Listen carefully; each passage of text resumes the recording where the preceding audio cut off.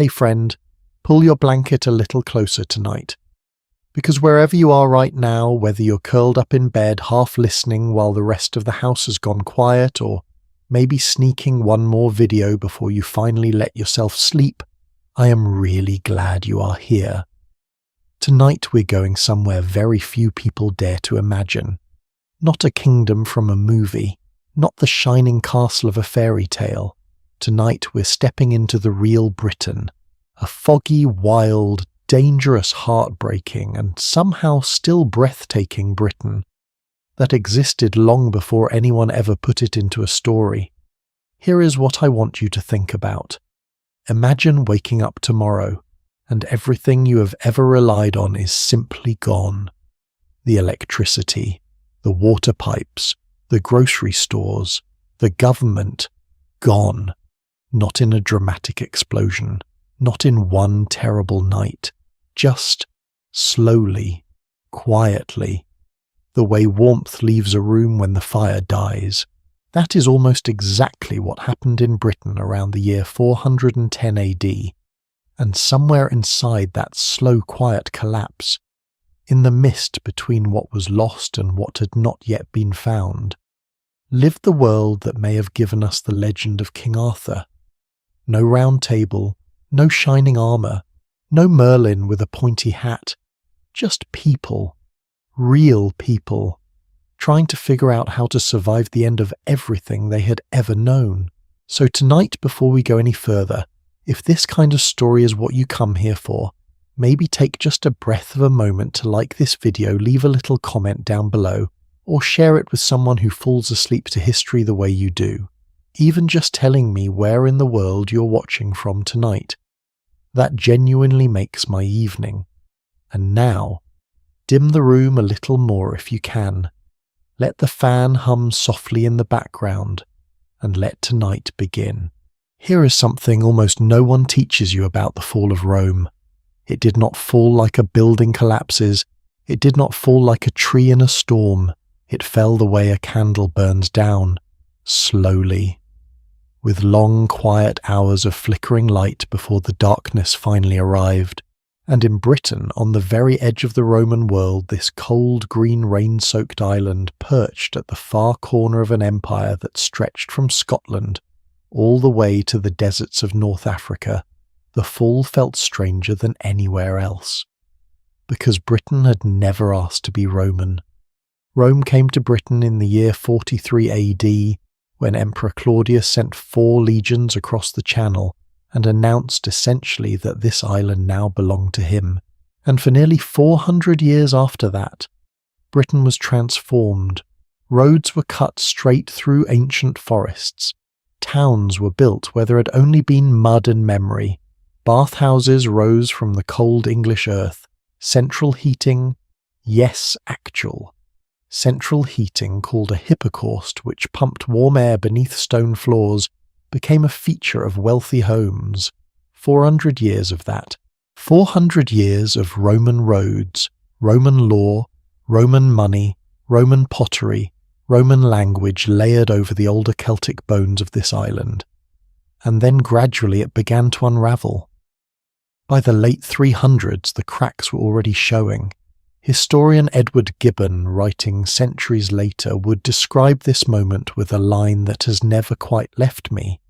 Britain, he wrote, was simply abandoned to her fate, not conquered, not destroyed. Abandoned.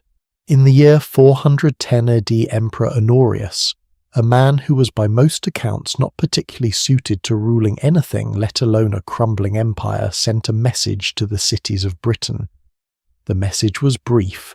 It said in essence, look to your own defence. That was it. No soldiers were coming. No help was on the way.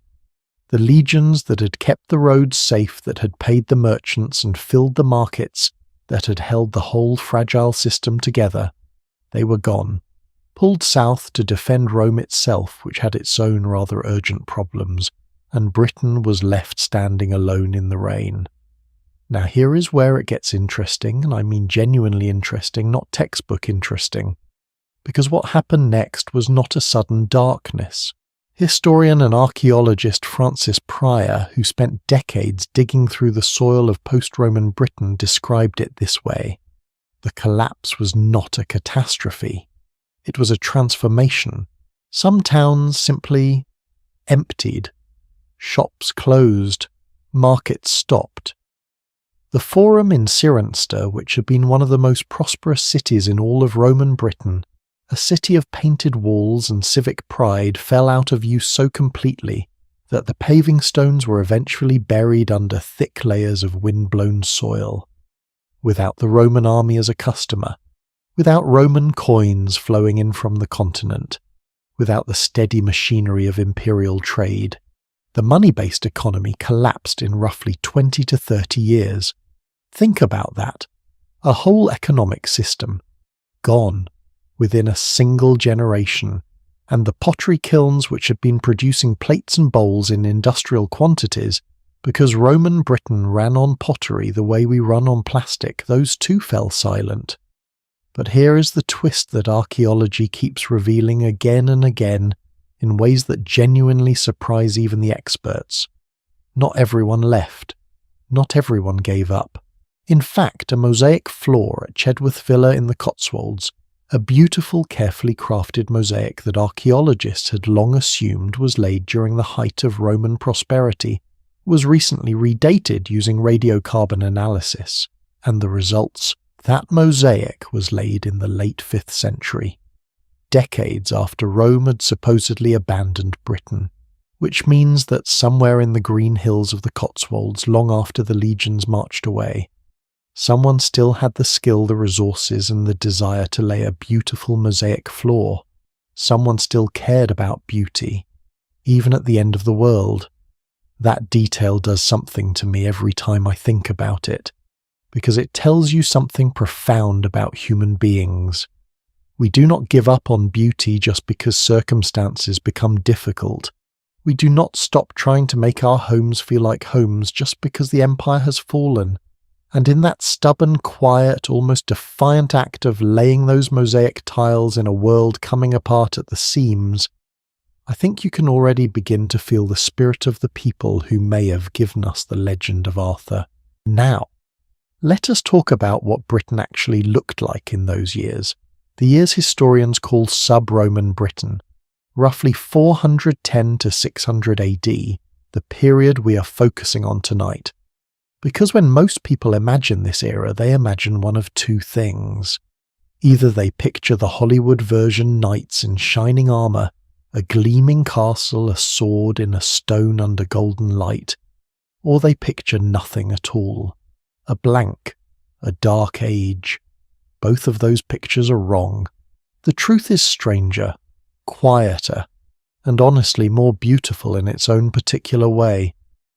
After the Roman administrative structure collapsed, Britain did not become one unified kingdom under one king.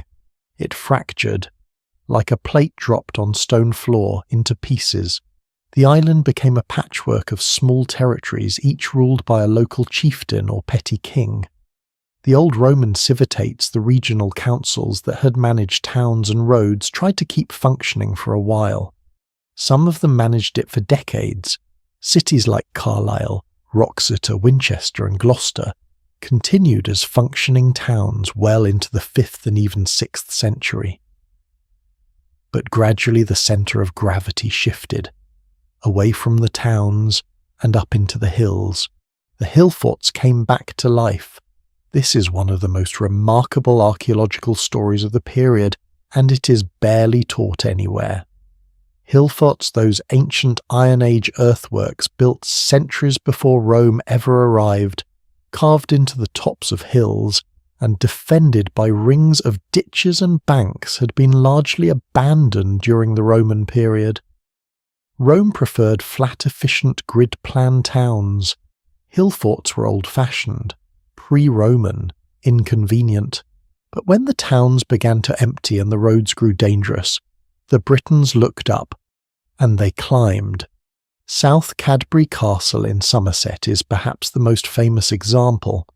12 miles south of Glastonbury there is a hill. A modest hill, not dramatic, not particularly threatening looking from a distance. but when you stand on top of it, you can see for miles in every direction. And in the 1960s, archaeologist Leslie Alcock and his team began excavating that hill in earnest. What they found changed the conversation about the Arthurian period forever. A stone wall 16 feet thick surrounding the entire summit plateau. Evidence of large timber buildings inside the defences, including what appeared to be a great hall constructed by the pottery evidence somewhere between 460 and 500 AD. And among the finds, pottery. Not local pottery, not the rough, simple ware of a struggling community scraping by. Fine pottery imported from the eastern Mediterranean. Amphorae, those tall, elegant wine and oil jars from North Africa and the Byzantine world. Someone at South Cadbury in the late 5th century was wealthy enough and connected enough to import goods from thousands of miles away. Someone powerful lived on that hill. The local people, for as long as anyone could remember, had called it Camelot. Now, I am not going to stand here and tell you that King Arthur definitely lived on that hill. Nobody can tell you that. The historical records from this period are so thin, so fragmentary, so riddled with gaps that certainty is almost impossible. What I will tell you is this.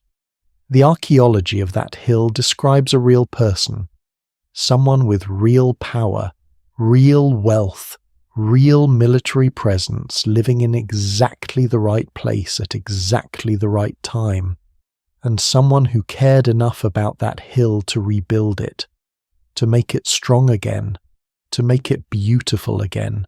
In a world where the lights had gone out, someone on that hill was trying to keep them burning, and that is the world we're entering tonight. Not a fairy tale, not a legend made of gold and magic, a real world, cold and green and complicated, a world where the roads that Rome built were still there, straight solid, running across the landscape like the memory of a civilization, but they were no longer maintained, no longer safe, beginning to crack under grass and weather and time. A world where people still spoke a form of Latin in certain places, still attended church services that would have been recognizable to a Roman Christian, still remembered what central heating felt like under their feet, even if they would never feel it again. A world where the old Celtic ways, the old gods, the old rhythms of the land were slowly, quietly pushing back up through the cracks in the Roman pavement, like wildflowers through stone. And somewhere in that world, in that mist, in those hill forts, in those timber halls lit by firelight, real men and real women were living out their days in ways that would become, over the following centuries, the most enduring legend in the history of the English-speaking world. The story of a king who held the broken pieces together, and a kingdom that existed perhaps just long enough to be worth remembering. Tonight we have only just arrived at the edge of that world. We have seen the lights of Rome go out across this island one by one like candles in a cathedral at the end of a long service. We have felt the ground shift beneath the feet of people who had known 400 years of Roman certainty, and we have glimpsed for just a moment those ancient hill forts coming alive again in the firelight, rebuilt, reoccupied, filled once more with the sound of voices and cooking fires, and the particular kind of hope that only comes when you have already survived the worst. But there is so much more to discover in this world, because in just a moment we're going to leave the crumbling Roman towns behind and climb up into those hill forts ourselves. We're going to walk through the gates of places like South Cadbury to see what an Arthurian stronghold actually looked like from the inside. The timber halls, the smoky air, the guards on the ramparts watching the horizon for fires that meant danger, and the people who lived there, not kings and queens, yet just people going about their lives in the shadow of something enormous. Come with me. The fire inside is still warm. So, you're still here. Good. Because we left off standing at the edge of something, at the foot of a misty green hill in Somerset with the smell of wood smoke drifting down from somewhere above us. And now we're going to walk through the gate. Let me ask you something first. When you picture a castle, what do you see? Stone towers, battlements, maybe a moat, a drawbridge that creaks just right for dramatic effect, torches in iron brackets on the walls, maybe a banner rippling in the wind bearing the crest of some noble house. That image is burned into almost everyone who grew up watching fantasy films or reading medieval stories. But here is the thing, and this genuinely changes everything: none of that existed in 5th century Britain. Not the stone towers, not the banners, not the drawbridge. The people living in the age that may have inspired Arthur did not build in stone the way the Romans had. They did not think in straight lines the way Roman architects did. What they built was older, stranger, and in some ways far more impressive than any Hollywood set designer would dare to imagine. They built in timber in earth and in deep, hard-won knowledge of the land, and what they built endured. Picture the countryside of southwestern Britain, roughly the year 480 AD. The Roman roads are still there. You can feel the difference between their engineered straightness and the older winding tracks that wind around hills and follow streams. The roads are beginning to crack in places, weeds pushing up through the joints between stones, but the structure is still solid enough to walk on, still useful. The Roman towns, though, are different. Many of them feel hollow. Archaeologists working at Wroxeter in Shropshire uncovered something remarkable in the 1990s, evidence that the town centre had been deliberately cleared and rebuilt in the late 5th century, not with brick and mortar in the Roman style, but with large timber buildings. Someone in approximately the year 500 AD had decided that this old Roman town was worth keeping alive, but they were going to do it their own way. That detail tells you something about the mindset of the people of this era. They were not giving up on civilization, they were reinventing it. But the most striking transformation, the one that has fascinated archaeologists for decades, was happening not in the old town centres, it was happening on the hills. Hillforts are ancient things. Most of them were originally built in the Iron Age centuries before the Romans ever set foot on British soil. They were the old seats of power, tribal centres, places of gathering places where the chieftain lived above everyone else, quite literally. When Rome arrived, the hillforts were largely abandoned. Rome preferred its towns on flat ground, thank you very much, with proper drainage and a sensible street grid. But when Rome left, the hillforts woke up.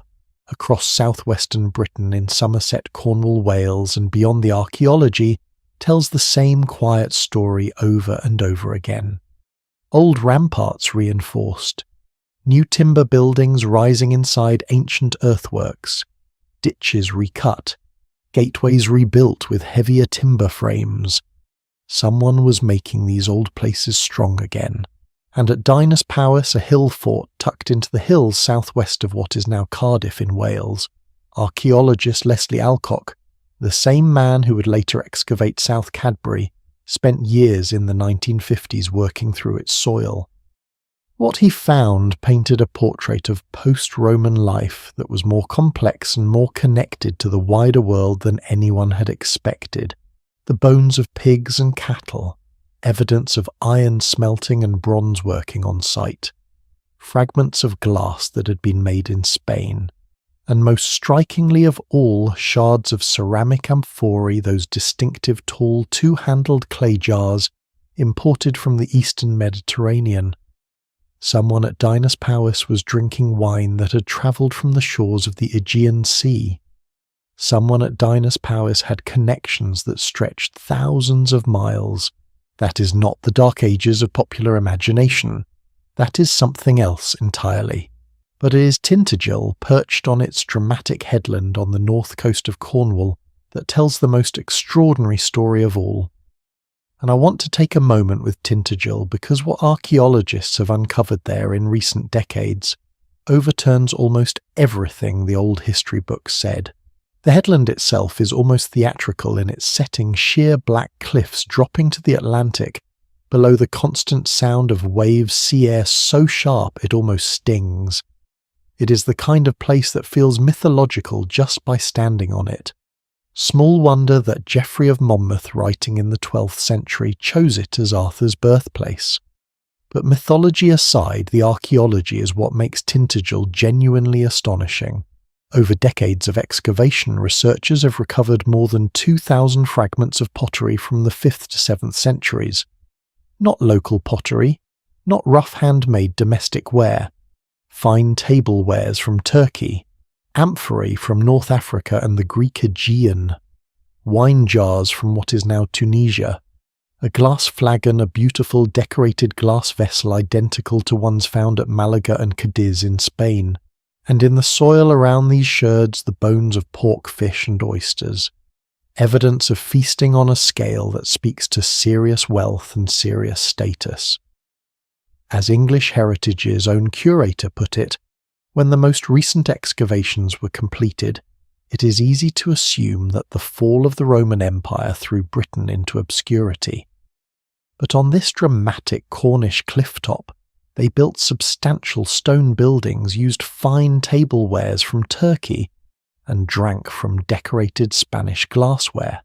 And here is something that still gives me chills, and I mean that quite genuinely, not as a figure of speech. During excavations in the 1990s, a fragment of slate was found at Tintagel. A piece of stone with names scratched onto its surface. 3 post-Roman names apparently left by visitors or inhabitants of the site, and among them one name that nobody who reads it can quite ignore. Arthurian, a name in the Brittonic language of post-Roman Britain that translates, depending on the scholar, as something along the lines of bare-knowing or iron-born. A name related etymologically to Arthur, now. The archaeologists were careful, rightly careful, to say that this proved nothing. One name on a stone does not confirm a legend. Archaeologist Charles Thomas, who studied the inscription, was explicit that this was not the Arthur of the stories, but the name was there, on that windswept cliff, in the right place, in the right century. Make of that what you will. Let us step inside now. Through the timber gate, heavy oak, still green-smelling, the grain of the wood visible where it has been rough-hewn with iron tools, and into the world of a functioning 5th century hill fort. The first thing you would notice is not the buildings, it is the sound. Hillforts were alive in a way that is easy to forget when you stand on their grassy, empty summits today. They were communities, not large by our standards, perhaps a few hundred people at most, for a mid-sized fort with a great hall at the centre and smaller structures radiating outward, but they were full of the ordinary sounds of human life.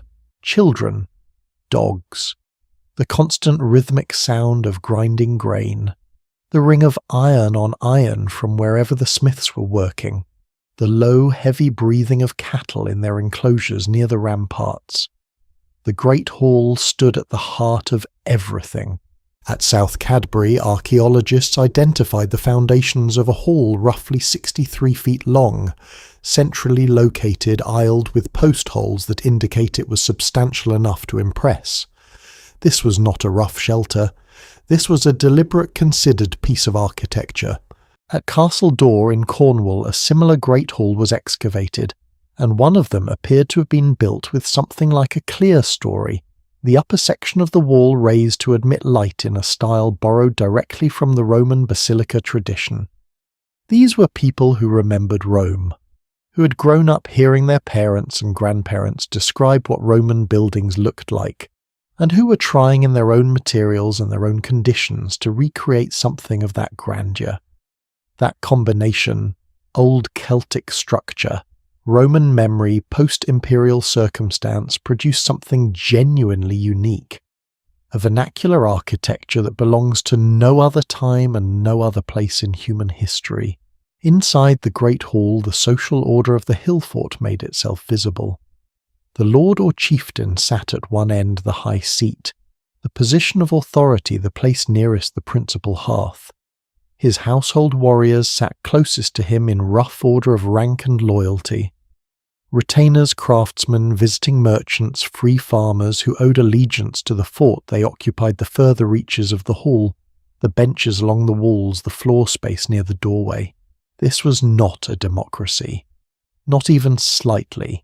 The hierarchy was visible in everything, in where you sat, in what you ate, in whether the man serving wine from the imported amphorae stopped at your section of the bench.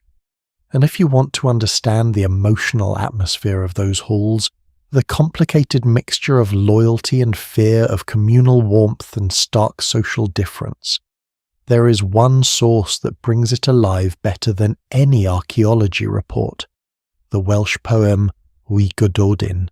Composed somewhere around the year 600 AD, it tells of a group of warriors from a kingdom in what is now southern Scotland, who feasted in the great hall of their lord for an entire year before riding south to fight at a place called Catreath, almost certainly the town of Catterick in Yorkshire.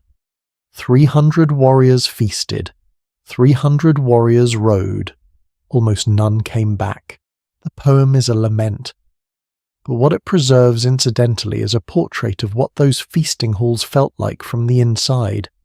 The mead, the song, the firelight, the oath-taking, the knowledge threading quietly through every cup of wine, and every boast that the world outside those walls was dangerous, and that loyalty, true personal loyalty to the man at the head of the table, was the only currency that really mattered anymore. Now pause for just a moment, because I think there is something worth sitting with here. We tend to look at this period, the 5th and 6th centuries, the so-called Dark Ages, and see loss. The loss of Rome, the loss of towns, the loss of central heating and efficient pottery, and all the comfortable machinery of an organized civilization. And yes, there was real loss, real hardship, real fear. But when you look at what the people of this era actually built, those timber halls, those rebuilt ramparts, those great feasting fires, you see something else alongside the loss. You see stubbornness. You see an almost unreasonable insistence on continuity, on beauty, on the idea that life inside these walls should be worth living.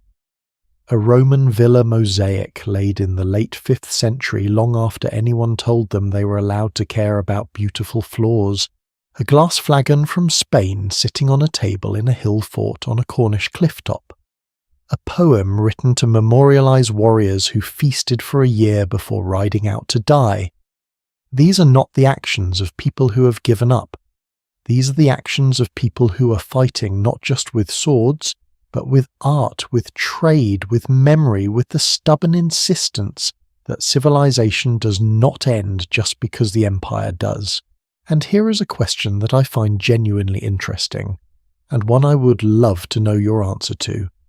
If you had to choose, if you were somehow transported to this world, this cold green island in the year 480 AD, where would you want to live in one of the old Roman towns, still half functioning, still carrying the ghost of a more ordered life? Or up here on the hill inside the timber walls with the fire burning and the Lord's harper playing somewhere near the high seat? Drop your answer in the comments. I have a suspicion I already know what most of you would say. The hill forts of post-Roman Britain were not simply military installations. They were the organizing principle of an entire society. Each major hill fort sat at the center of a web of smaller farmsteads and villages scattered across the surrounding countryside. The farmers who worked that land owed allegiance and a portion of their harvest to the lord on the hill. In return, the lord's warriors theoretically protected them, watched the roads, kept order, dealt with raiders. That arrangement, lord and peasant protection and tribute, is so ancient it almost predates history. It is what political scientists much later would call a patron-client relationship. And in the absence of Roman law, Roman money and Roman armies, It became the foundational structure of post-Roman British life. The ordinary farming family, and most people in this era were ordinary farming families, lived not inside the hill fort itself, but in a small settlement nearby. A cluster of roundhouses, their walls built from wattle and daub, their roofs of straw or heather thatch, their floors of packed earth. Roundhouses are funny things to explain to a modern audience because they sound primitive. A circular hut with a thatched roof. But archaeologists who have built experimental reconstructions of these structures report something surprising. They are warm, genuinely efficiently warm. The circular structure with a central hearth and a high conical roof creates a remarkably effective system for retaining heat. The smoke rises, the warmth spreads, and the family sleeping on their straw pallets near the walls is insulated not just by their blankets, but by the geometry of the building itself. You could do worse than a well-built roundhouse on a cold British night. And the Britons who lived in them, the farmers, the craftsmen, the women spinning wool by the fire while the children slept, were not living in misery. They were living. With all the texture and difficulty and occasional joy that word contains. The craftsmen who worked within and around the hill forts deserve a moment of their own. Because when archaeologists excavate these sites, one of the things they find most consistently is evidence of skilled, sophisticated craft production. At Dinas Powys, the excavations uncovered evidence of both iron and bronze working the tools, the slag, the moulds, for casting small decorative objects. Brooches probably, belt fittings. The kind of personal adornment that in a society without written status markers told the world immediately who you were and what rank you occupied. The smiths of post-Roman Britain were not rough country workers hammering out crude tools. They were artists. The metalwork of this period, what survives of it in museum collections, is intricate, sophisticated, breathtakingly beautiful.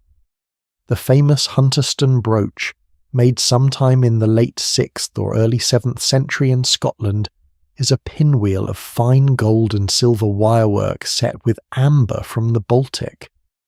The craftsmanship rivals anything produced in any workshop in the contemporary Mediterranean world. These were not people living in the Dark Ages. These were people who happened to be living through a difficult political century, while producing some of the most beautiful portable art in British history. There is a lesson in that somewhere, possibly something about how what we call a civilization is not really about political systems or infrastructure or military power. Maybe it is about whether the things people make the objects, the songs, the buildings, the stories are worth keeping. And in that measure, Arthurian Britain was richer than its reputation suggests. The hill forts held another function that often goes unmentioned.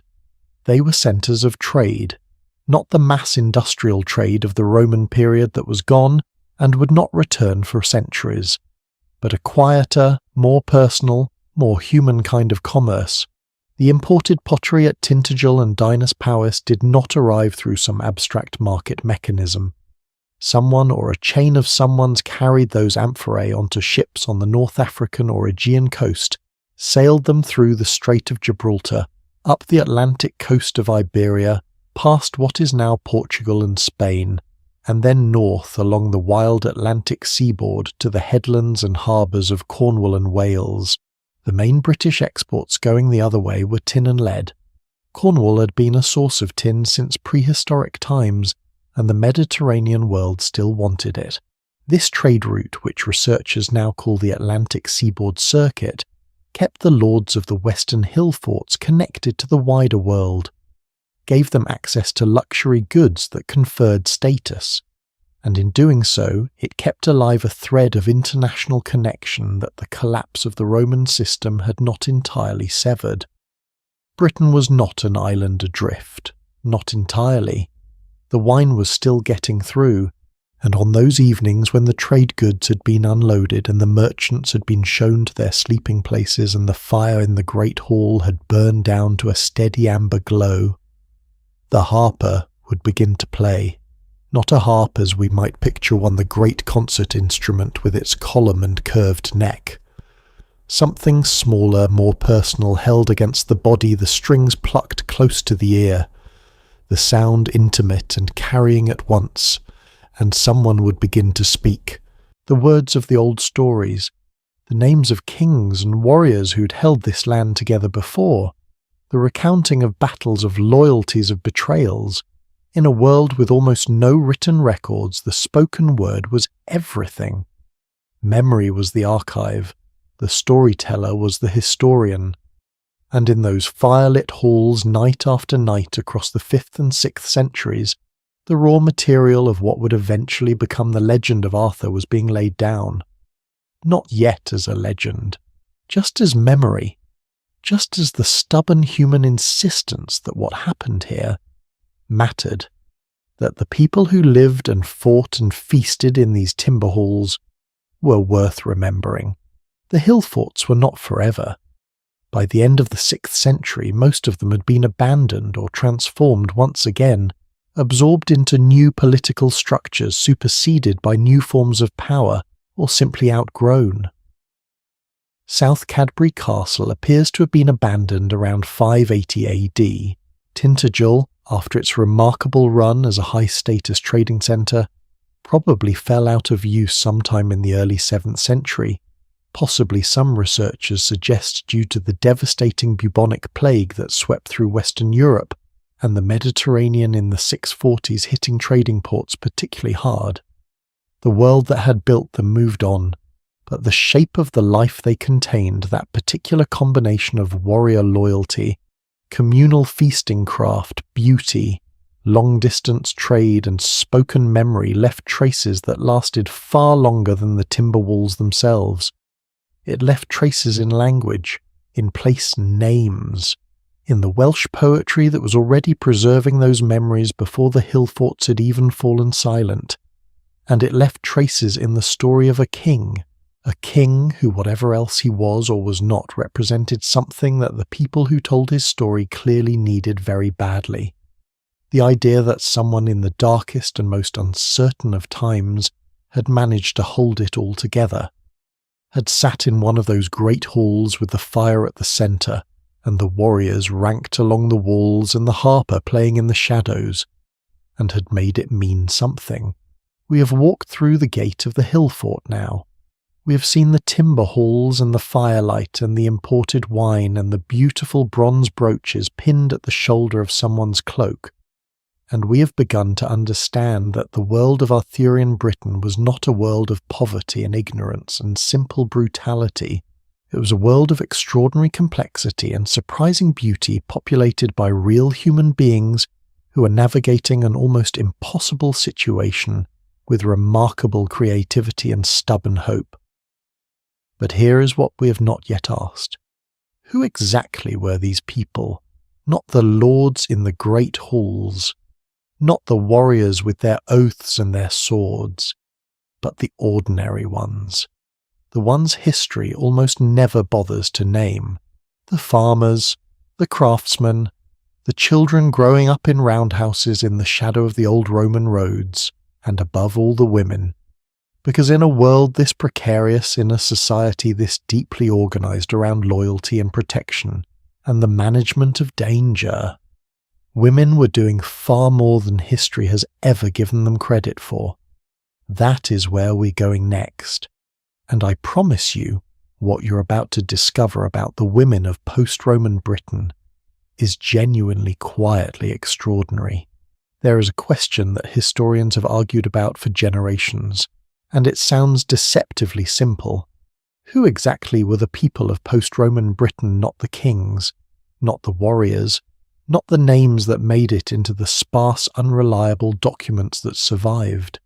The ordinary people, the millions of them, farmers, mothers, craftsmen, children growing up in roundhouses in the rain, the ones who kept the land running while the powerful men above them argued about who was in charge.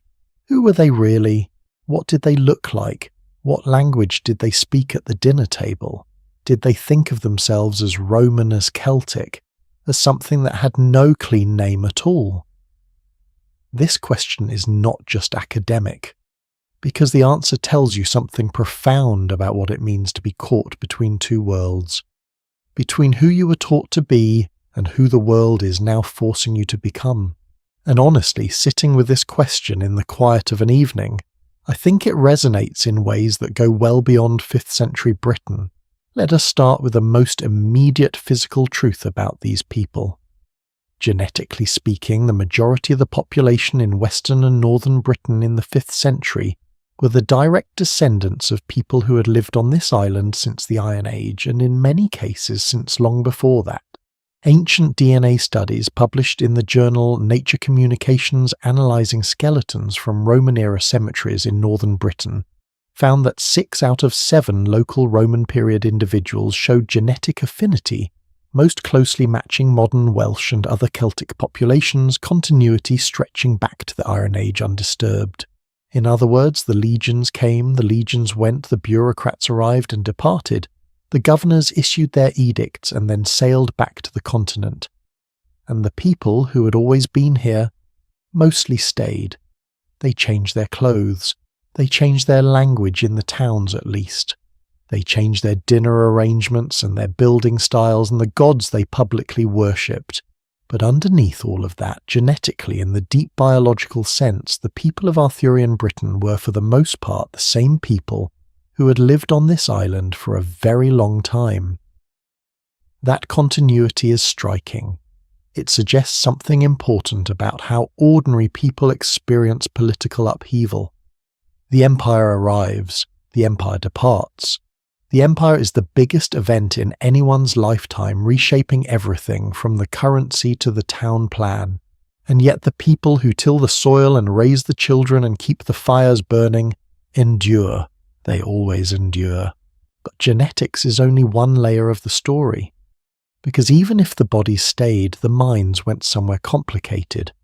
By the late 4th century, 2 or 3 generations before the Roman withdrawal, the Britons who lived in towns, who worked in commerce, who held any kind of official position, were genuinely bicultural in a way that is hard to fully appreciate from the outside.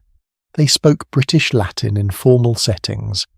Their children learned to read and write in Latin. Their legal transactions were conducted in Latin. Their Christian church services were in Latin. Their bureaucratic correspondence was in Latin.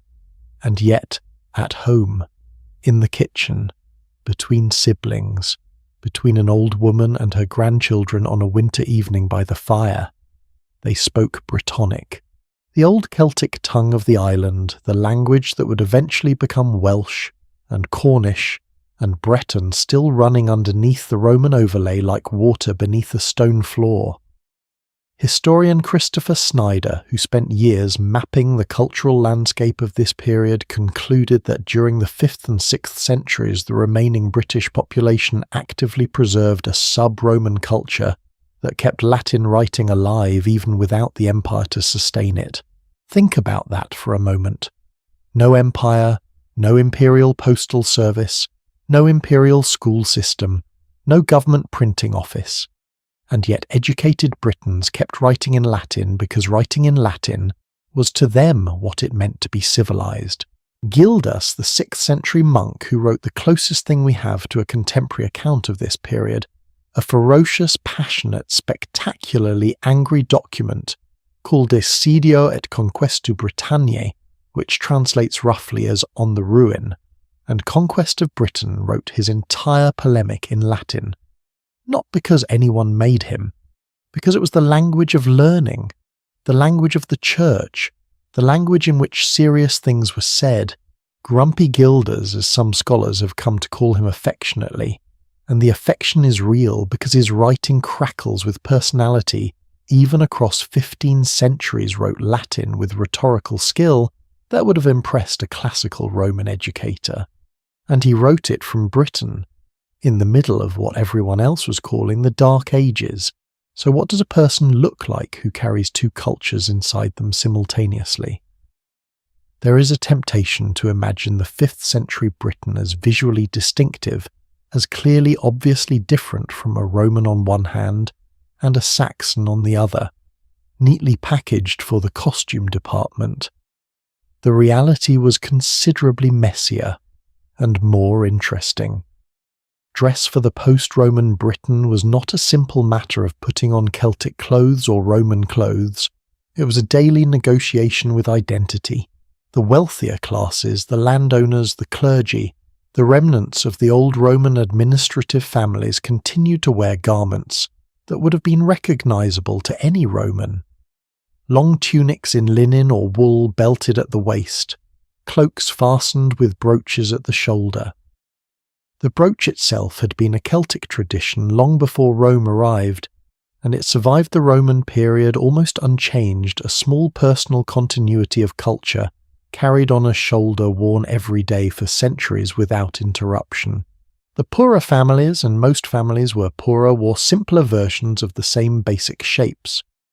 Wool tunics usually undyed or dyed with whatever plants the local landscape offered. Muted greens, deep browns, the dusty yellow of weld.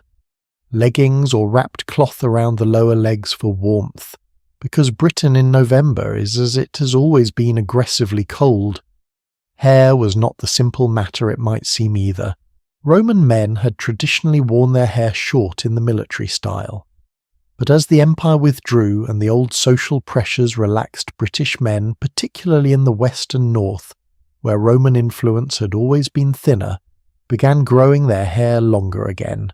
It was a quiet statement, not a revolution, just the gradual reassertion of something old and comfortable. Some of them grew moustaches, which the Romans had generally frowned upon, small acts of cultural reclamation hidden in plain sight. The names people gave their children tell perhaps the most intimate story of all about this identity split. In the towns and among the educated classes, Latin names remained common well into the 5th century. Marcus, Julius, Constantius. Familiar Roman, reassuringly civilized sounding.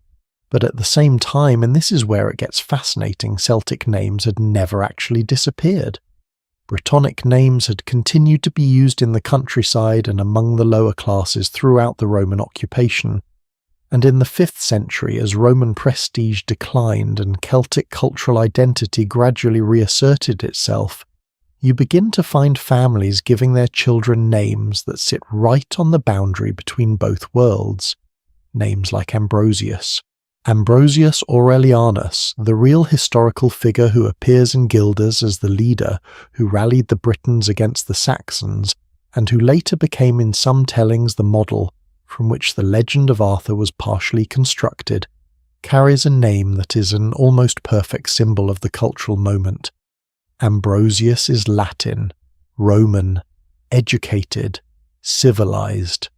Aurelianus is a Roman clan name, connected perhaps to the imperial house itself, but he was leading Celtic Britons, speaking to them in their language, fighting for their land. A Roman name for a man living in a post-Roman world doing a very un-Roman job. Gildas calls him the last of the Romans, and yet he was fighting with Celtic warriors in a landscape where Rome was already becoming a memory. The contradiction was not lost on the people who told his story. It became, I think, the seed of something much larger. Here is a question I want to leave with you for a moment. Have you ever felt like you belonged to two different worlds at the same time?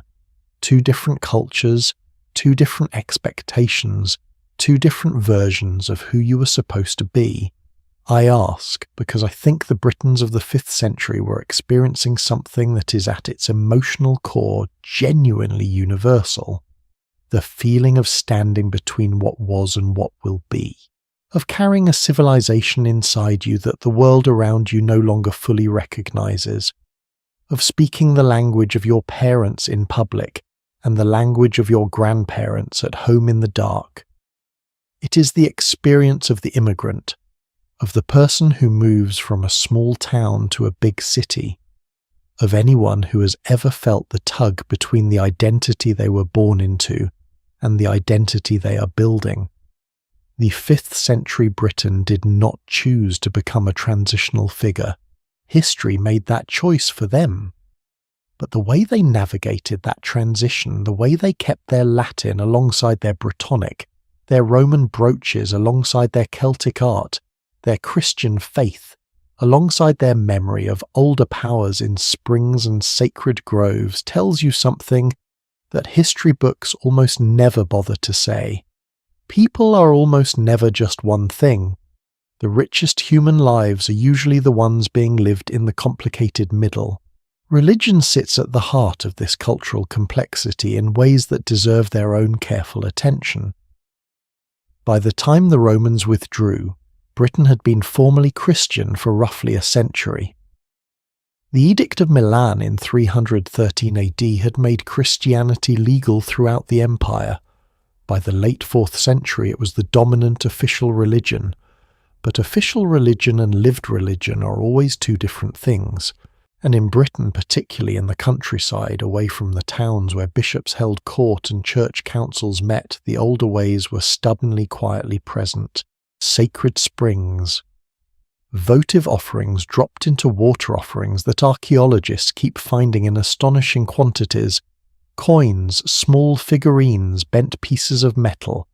The kinds of objects that suggest not grand ceremonial religion, but personal private desperation.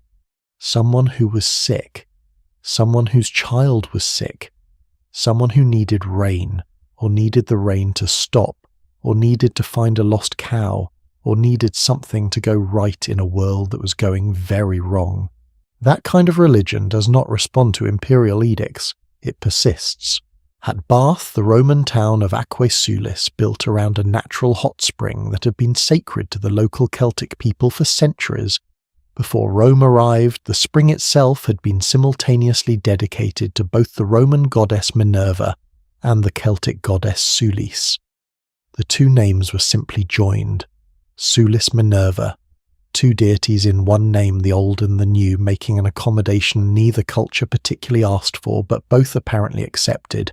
After the Romans left, the elaborate baths slowly fell into disuse. The roof collapsed. The hot water from the spring began to flood the old Roman structure, gradually swallowing it. But the spring itself, the spring kept being used. People kept coming to it. The sacred geography of this island, the springs, the old hilltops, the ancient sacred groves proved more durable than any political system. More durable than empire. More durable than the organized church that tried repeatedly to redirect that devotion into more respectable channels. Gildas knew this. It drove him absolutely furious. His De Excidio is not just a historical record. It is a sustained piece of moral outrage directed at Britons he considered ungrateful, sinful, and persistently inclined towards superstition and bad decision-making. He blamed the Saxon invasions ultimately on the moral failings of his own people, which is, and I say this with genuine respect for a man who was clearly very intelligent and wrote remarkable Latin, a somewhat uncharitable interpretation of what was in fact an extremely complicated geopolitical situation. But his fury is historically useful, because you can feel underneath the rhetoric the actual texture of the world he was living in. A world where the old Roman order was collapsing, the new Saxon presence was advancing from the east, and the people in between the Britons were navigating it all with improvised pragmatism rather than clear ideological commitment. Some Britons made accommodations with the Saxon newcomers. Some fought them, bitterly, generationally. Some migrated entirely. The historical record shows a substantial movement of Britons across the Channel to what is now Brittany in northwestern France, a migration so significant that it gave the region its name, Little Britain, Brittany. The people who founded Brittany were Britons who had decided that their Britain was gone, and carried it with them in the only way they could, in their language, their customs, their memory. That is an extraordinary thing, that a people displaced from their land could carry enough of their civilization across an ocean to name a foreign coastline after the home they had lost, and yet even the ones who stayed, who held on, who kept farming the land their grandparents had farmed and great-grandparents before them, were becoming something new. Not Roman, not purely Celtic, not yet the medieval Welsh or English that historians of later centuries would recognise. They were the transitional generation, the ones who lived through the change rather than before it or after it. And in their names, their dress, their dual languages, their layered religion, their improvised political structures, their stubborn insistence on keeping beautiful things, they were doing something that is deeply recognisably human. They were figuring out who they were from the inside of the uncertainty, without knowing how the story ended. I find that more moving than any legend, more interesting than any king.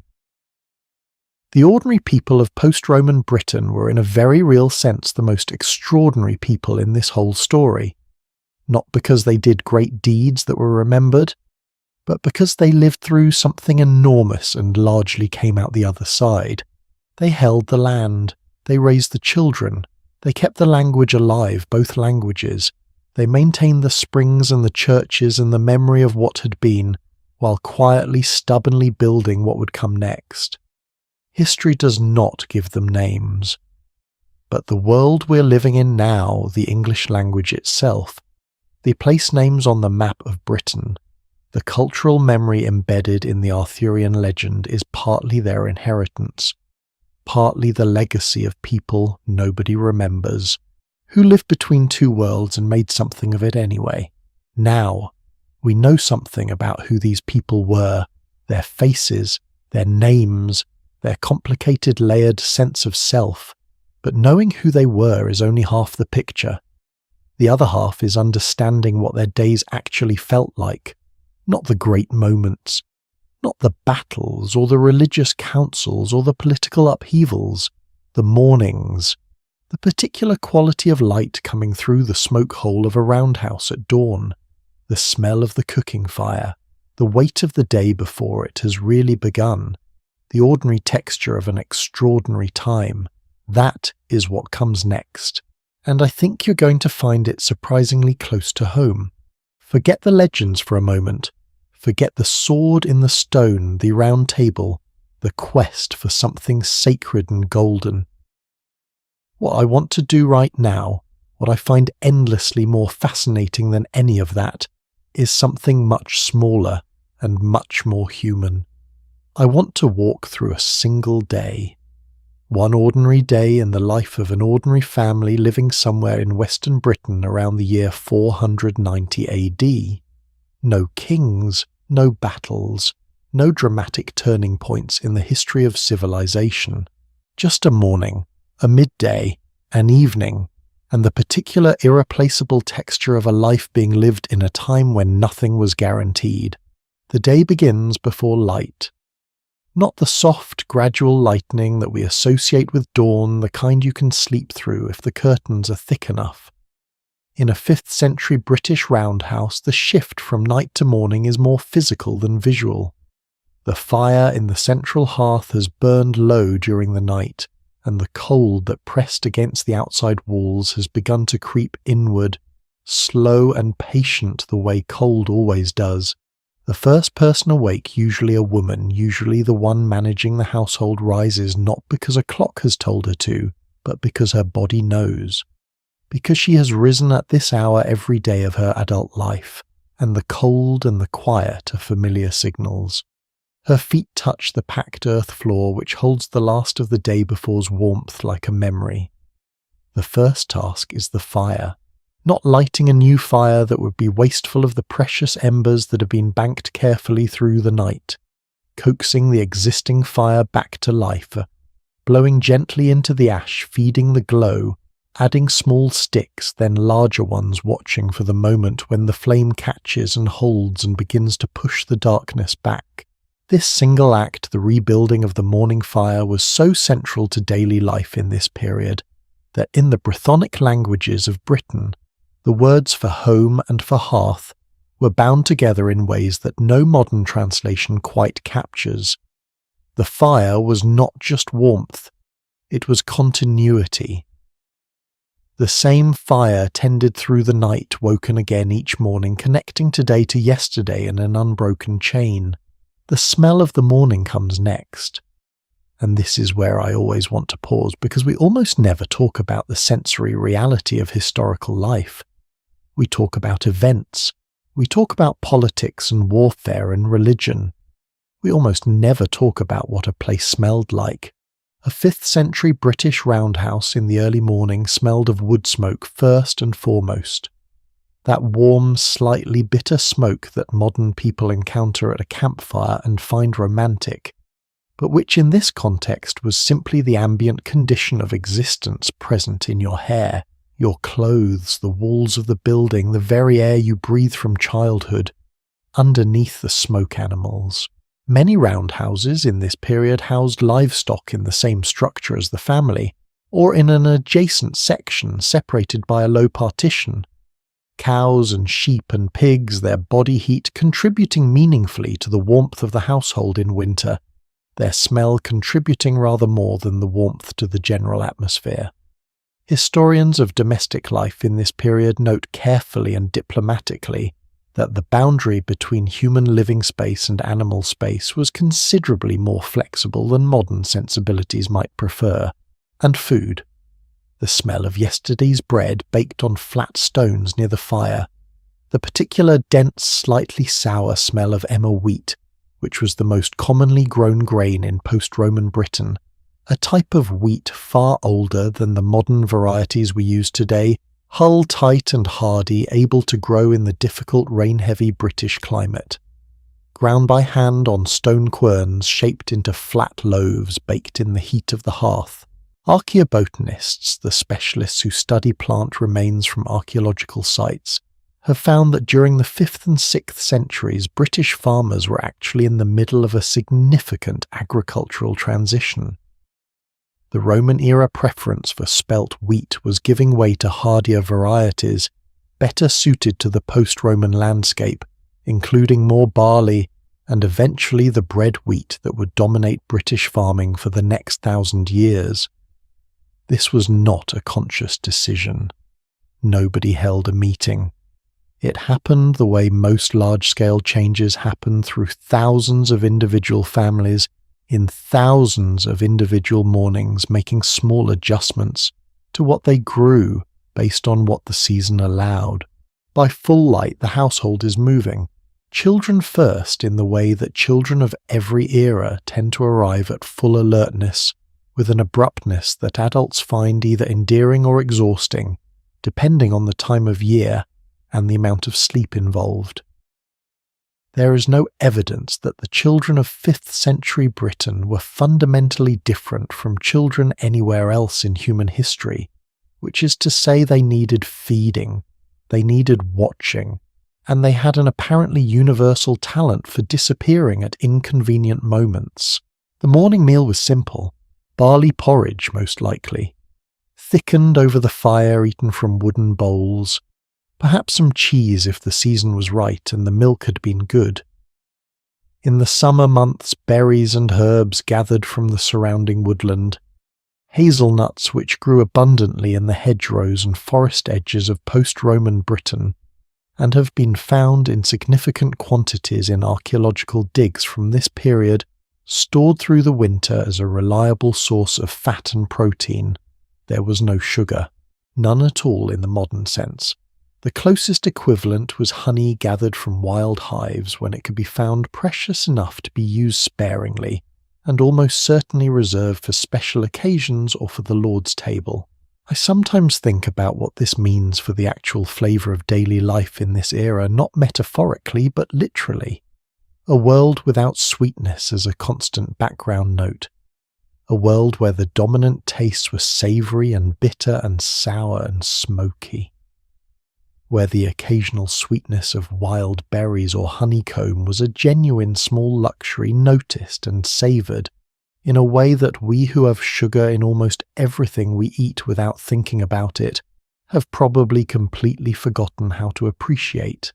The work of the day depended enormously on who you were and what season it was, For the farming family, and most families in this era were farming families, the agricultural calendar was the calendar. It was the structure around which everything else organized itself. Spring meant ploughing and planting. The heavy clay soils of much of Britain required significant effort to break and turn the iron-tipped wooden plough, pulled by oxen, the farmer walking behind it hour after hour through the cold morning air. Fields were small by modern standards. An average family might cultivate somewhere between 5 and 15 acres, and every square yard of that cultivation was achieved through direct physical labour, measured in aching backs and calloused hands. Summer was relentless. Weeding, watching, tending. Animals taken to higher pastures. Children given real tasks watching the sheep gathering wood, carrying water from the nearest stream. Childhood in this era ended earlier than we are comfortable with, not out of cruelty but out of necessity. Every pair of hands that could do useful work was genuinely needed. Autumn was the most critical season. Harvest. Everything came down to harvest. A good harvest meant winter survived. A failed harvest genuinely concretely meant real hardship, real hunger, the kind of hunger that arrived in your body not as discomfort, but as a slow grinding presence that coloured everything. The grain had to be cut, bundled, threshed, dried, ground, stored. This was weeks of intense labour for the entire community. And the archaeology of this period shows us something touching. The granary structures at post-Roman sites were often among the most carefully built and maintained buildings on the site, more carefully protected in some cases than the human dwellings. Because the grain was the life. The grain was everything. Let me tell you about the monk. Because the 5th century in Britain is also the century of an extraordinary flowering of Christian monasticism, particularly in the west and north, and the monks who lived in those early communities experienced the same daily rhythms as their farming neighbours, but filtered through a very particular discipline. The Irish and British monastic tradition of this period organised the entire day around 8 canonical hours, moments of prayer distributed from before dawn to after midnight, marking the movement of time with the ringing of a bell or the chanting of a psalm. This was arguably the most sophisticated timekeeping system available in post-Roman Britain. Not a clock in our sense, but a structured rhythm that divided the day into meaningful named segments. Matins before dawn, lauds at dawn, prime at sunrise, terce at mid-morning, sext at noon, none in the afternoon, vespers at evening, compline before sleep. The monasteries that were developing in places like Glastonbury-Whithorn in southwestern Scotland, and the island of Iona, which Columba would establish in 563 AD, were not retreats from the world. They were centres of agricultural production, craft skill, literacy and medical knowledge. Monasteries kept libraries when libraries existed almost nowhere else. They grew herbs and knew how to use them for healing. They trained scribes and illuminators who produced objects of extraordinary beauty. In the middle of what popular imagination calls the Dark Ages, the monks of sub-Roman Britain were keeping a lamp burning. Quite literally in some cases. The production of beeswax candles, finer and cleaner burning than the tallow alternatives available to ordinary households, was a monastic specialty. The smell of a monastery was by all accounts distinctly different from a roundhouse. Less smoke, more beeswax herbs drying in the rafters, ink and vellum in the scriptorium. Evening comes early in Britain. That is something that people who have not spent a winter on the island sometimes forget. By late October, darkness arrives before 5 in the afternoon. By December, the light is gone by 3:30. And when the light goes, the options narrow considerably. Rushlights, the humble, ingenious lights made by soaking dried marsh rush stems in animal fat, described by the 18th century English naturalist Gilbert White as the poor man's candle, cast a thin, wavering pool of illumination roughly equivalent to a single candle. They were cheap to make widely available and they smelled exactly as you might expect soaked animal fat to smell when burning. Better than nothing. Not much better if you were trying to do detailed needlework or read a manuscript in the wavering light. For most families, the evening was a gathering around the fire. This is the hour when the social life of the household happened. When stories were told, and the tradition of spoken storytelling in this culture was not entertainment in the casual sense we use that word. It was living memory. It was the transmission of knowledge and identity from one generation to the next. The old woman in the corner with her spindle turning raw wool into thread while she talked. She was doing two things at once that were equally important. Making thread. Making the next generation. The content of those evening stories would have included practical knowledge. How to read the weather. Which plants treated which ailments. Where the property boundaries ran and what rights they carried. The names and deeds of ancestors 3 generations back. And the older stories, the ones about the land itself, the sacred places, the old powers, the heroes. Sleep in a 5th century British household was a different experience from the modern kind in almost every particular. No separate bedrooms. The entire family slept in the same space near the fire on straw pallets or animal skins. This sounds uncomfortable to modern ears, but it had real practical advantages shared. Body heat in winter was a genuine significant contribution to survival. The night was darker than anything most modern people have ever experienced. On a clear night, the stars over rural Britain in 490 AD were extraordinary. No light pollution, no industrial haze, the full unpolluted Milky Way arching overhead.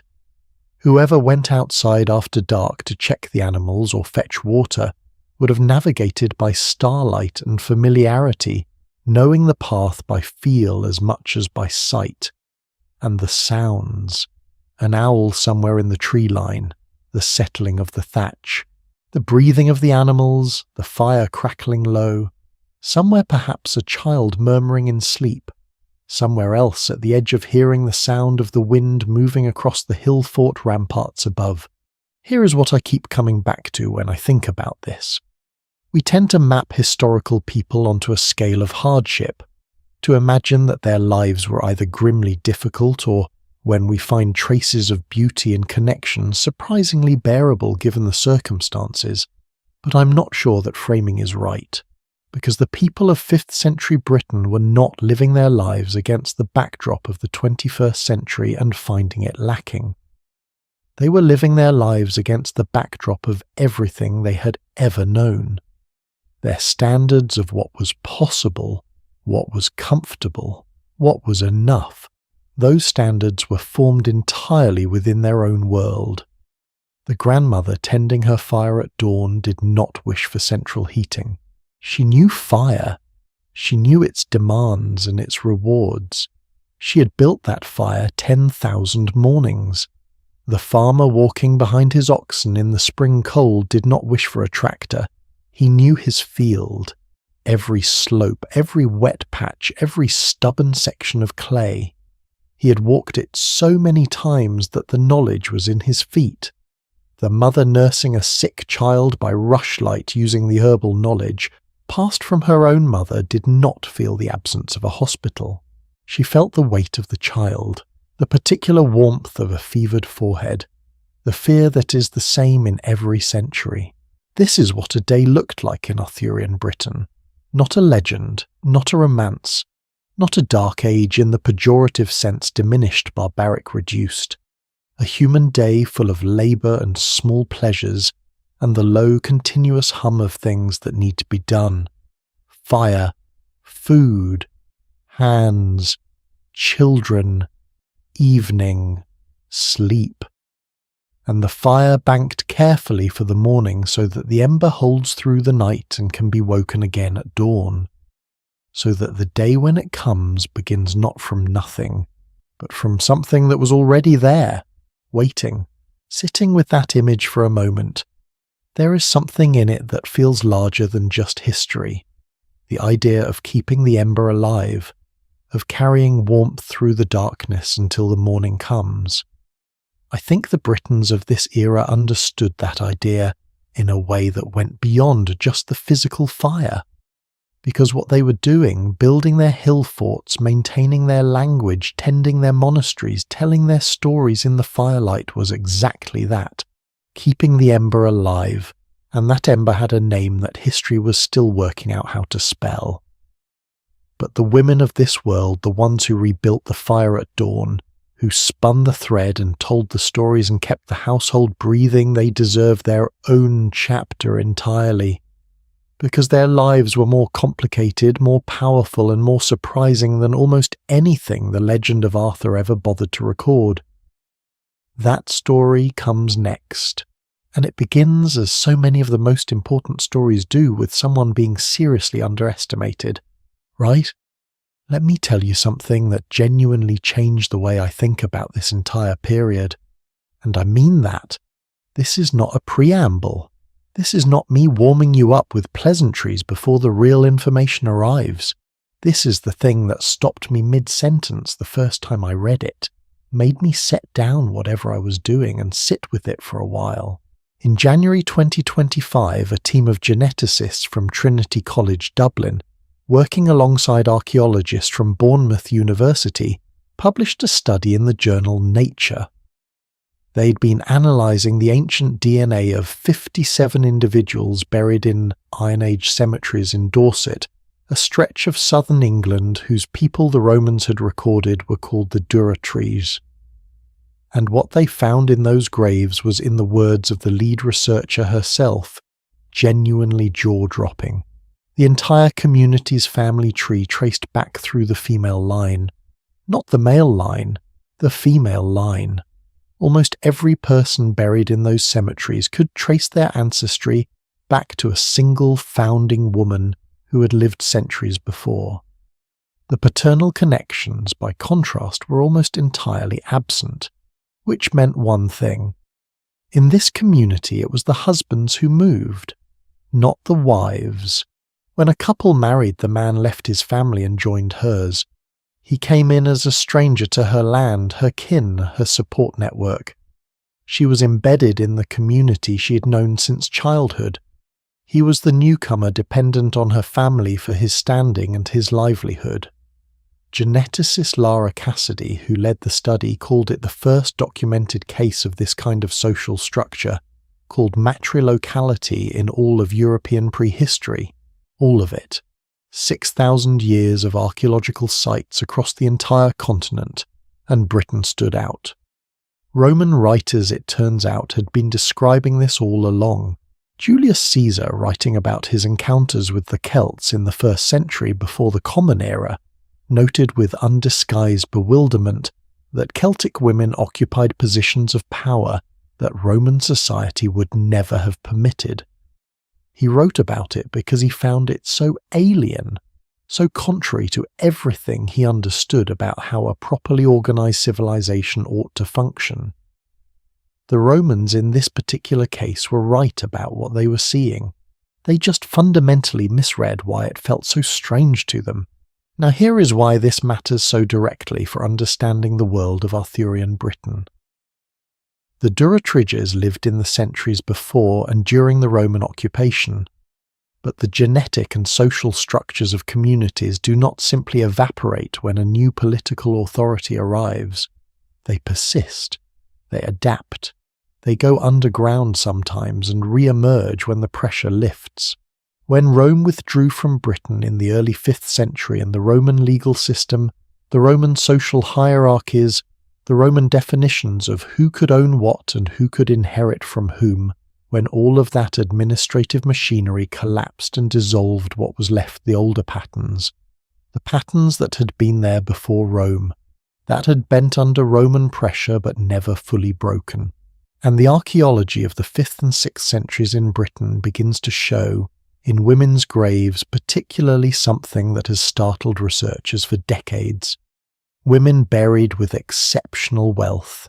Professor Robin Fleming of Boston College, who spent years analysing the burial evidence from this transitional period, found something that initially seemed paradoxical. Women's graves from this era were consistently more richly furnished than men's. Women were buried with jewellery, with personal objects of real value, with items that speak to status and spiritual significance. Over 100 such richly furnished female burials have been excavated to date across Britain from this period alone. They cannot all have been princesses, as the popular press tends to assume whenever a wealthy woman's grave turns up. They were something more interesting than that. They were women whose communities considered them worth honouring in death. Women whose standing in life had been real enough to be marked in the ground. Let me give you a name that almost no one outside specialist circles has ever heard. Cartimandua. She was a queen. A real historically documented queen, not a legend, not a figure half lost in myth. She ruled the Brigantes, one of the largest tribal confederacies in northern Britain in the 1st century of the Common Era, contemporaneous with Roman occupation. And she did something that Roman historians recorded with a mixture of admiration and horror. She negotiated. When Caratacus, the famous British resistance leader who'd been fighting the Romans for years, fled north and sought her protection, after his defeat, Cartimandua handed him over to Rome in exchange for a political alliance that kept her kingdom stable and prosperous. Romans called it betrayal. British nationalists ever since have called it betrayal. I call it governance. She was playing a long game. She kept her people safe for decades through a combination of shrewd political calculation and the kind of pragmatism that powerful women throughout history have had to exercise in situations where the alternatives were considerably worse. She ruled until she didn't eventually ousted by a political crisis involving her ex-husband, which honestly is a dynamic that has not changed much in the intervening 2,000 years. But here is the point. Cartimandua ruled. She negotiated with Rome as an equal. She made decisions that shaped the lives of hundreds of thousands of people. She was not operating in the shadows of male authority, asking permission, hoping to be heard. She was the authority, and she was not alone. Boudicca of the Iceni, who led the most serious military challenge to Roman authority that Britain ever produced in around 60 AD, sacking and burning Camulodunum, Londinium and Verulamium before the Romans finally regrouped, was also a queen exercising real military leadership. Two queens, two very different political strategies, both wielding genuine power in a society that Rome found baffling. The memory of women like these did not vanish when Rome arrived. It certainly didn't vanish when Rome left.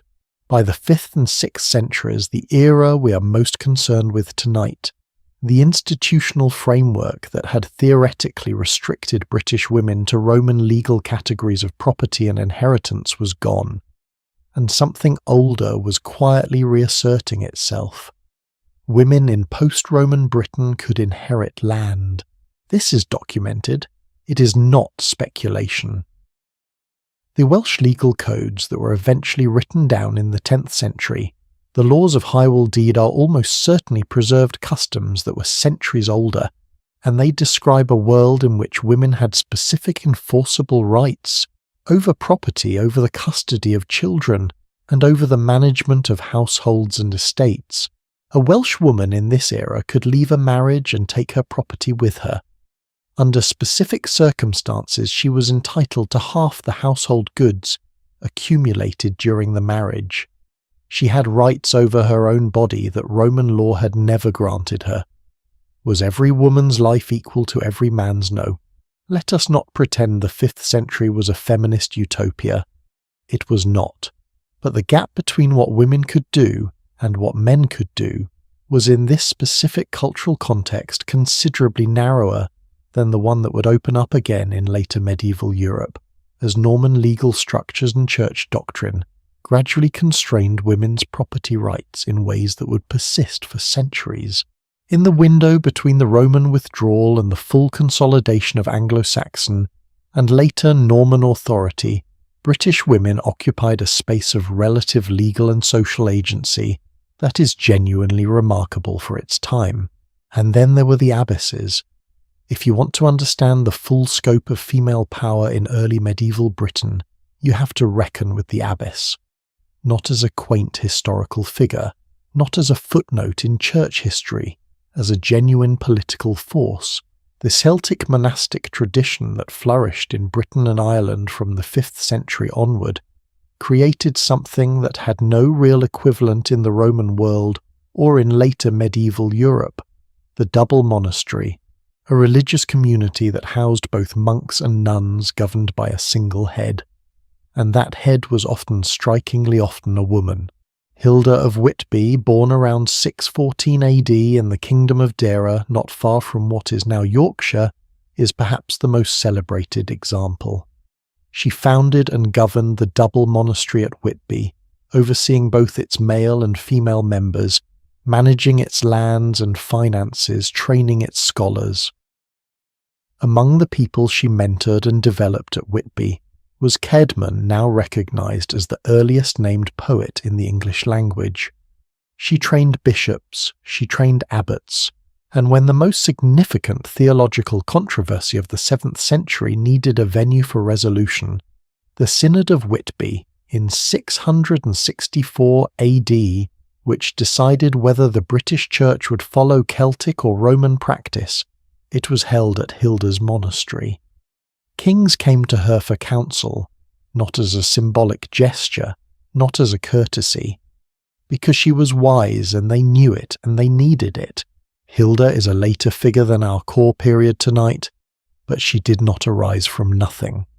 She was the product of a tradition of female religious leadership that has been developing in Britain since the 5th century, rooted in the same cultural soil that had produced Cartimandua and Boudica, and all those richly buried women in the Durotri's cemeteries. The thread runs long. Now I want to talk about something more intimate than queens and abbesses, because for every Hilda, for every Cartimandua, there were thousands upon thousands of ordinary women navigating the world of post-Roman Britain with considerably less fame and considerably more daily difficulty. What was the texture of their authority? The answer comes from an unexpected direction: medicine.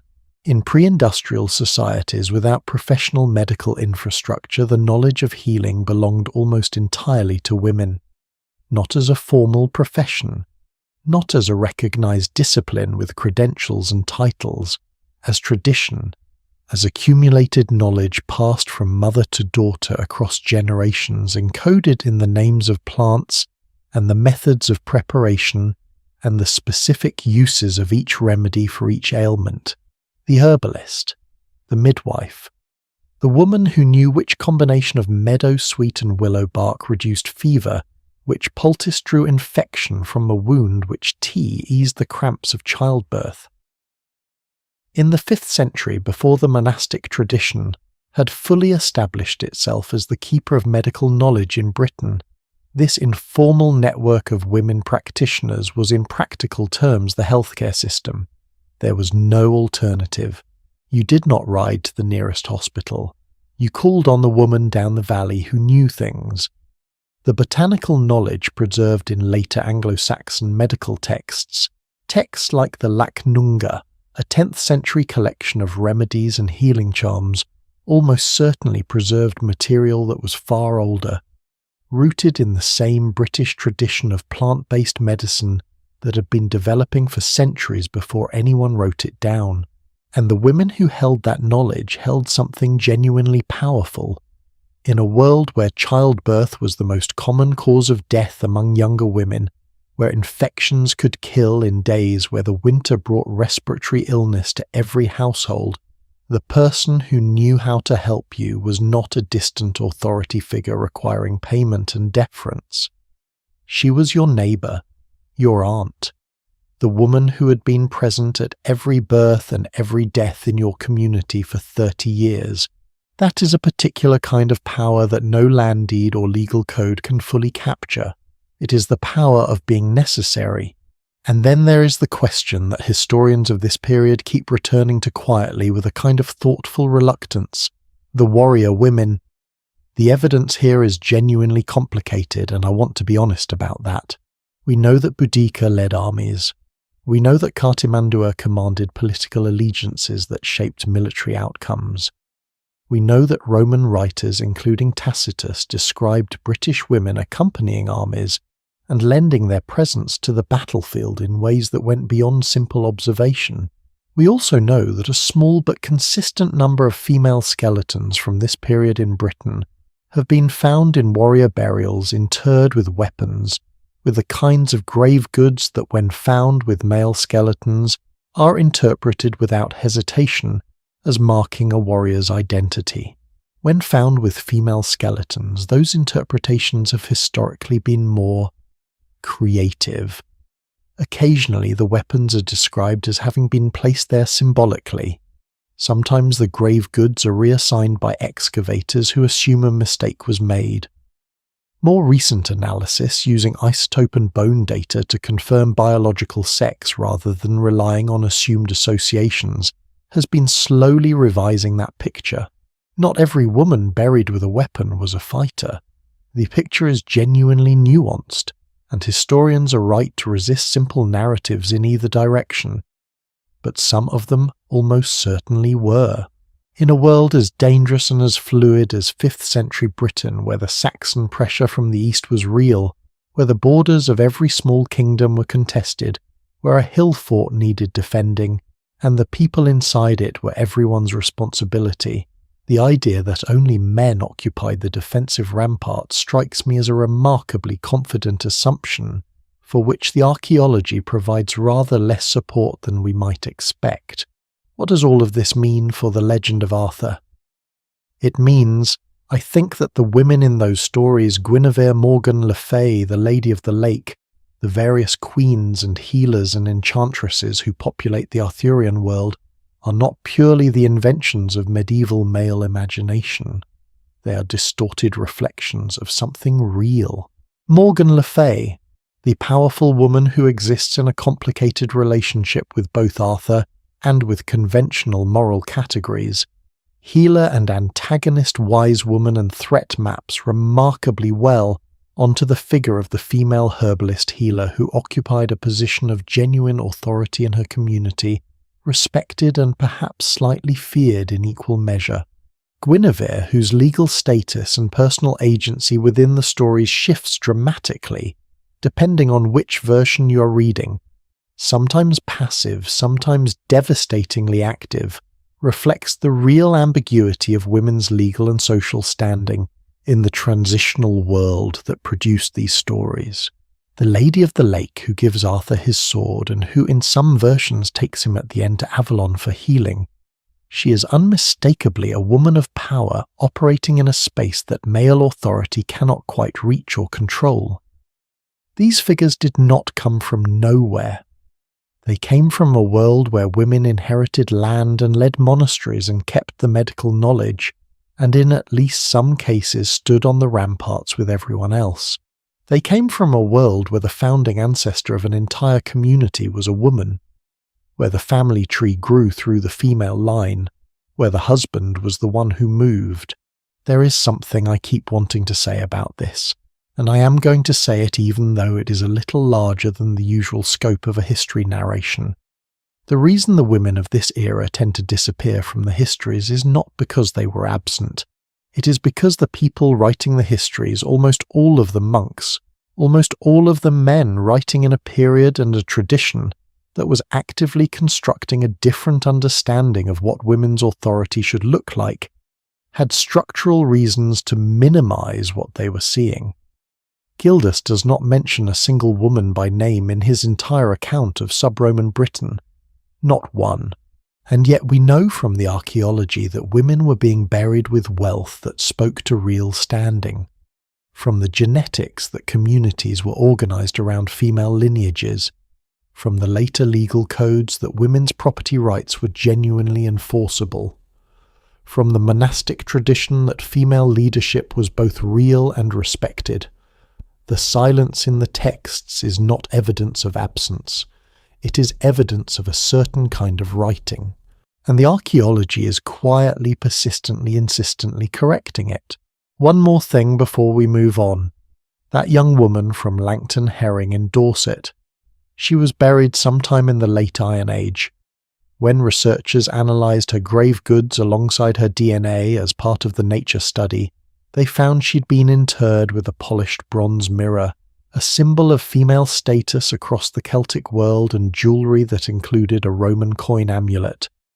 On that coin was an image, a female charioteer representing victory. Someone chose that for her, placed it in her grave deliberately. A woman buried with the image of a woman winning. That is not a metaphor. That is an actual archaeological find from southern Britain. And somehow that small coin, that deliberate choice by the people who loved her and prepared her for whatever came after, that tells me more about the real status of women in this world than any amount of Roman commentary or medieval chronicle ever could. We've only scratched the surface of the people who made this world. We know who the Britons were as a culture. We know what their days looked like.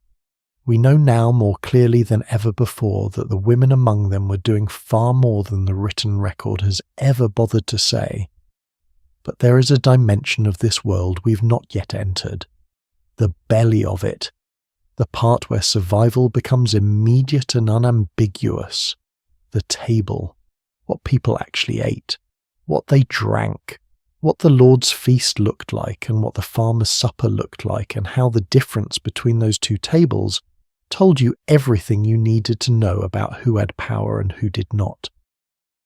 Because in Arthurian Britain, as in almost every pre-industrial society, the distance between feasting and famine was not a metaphor.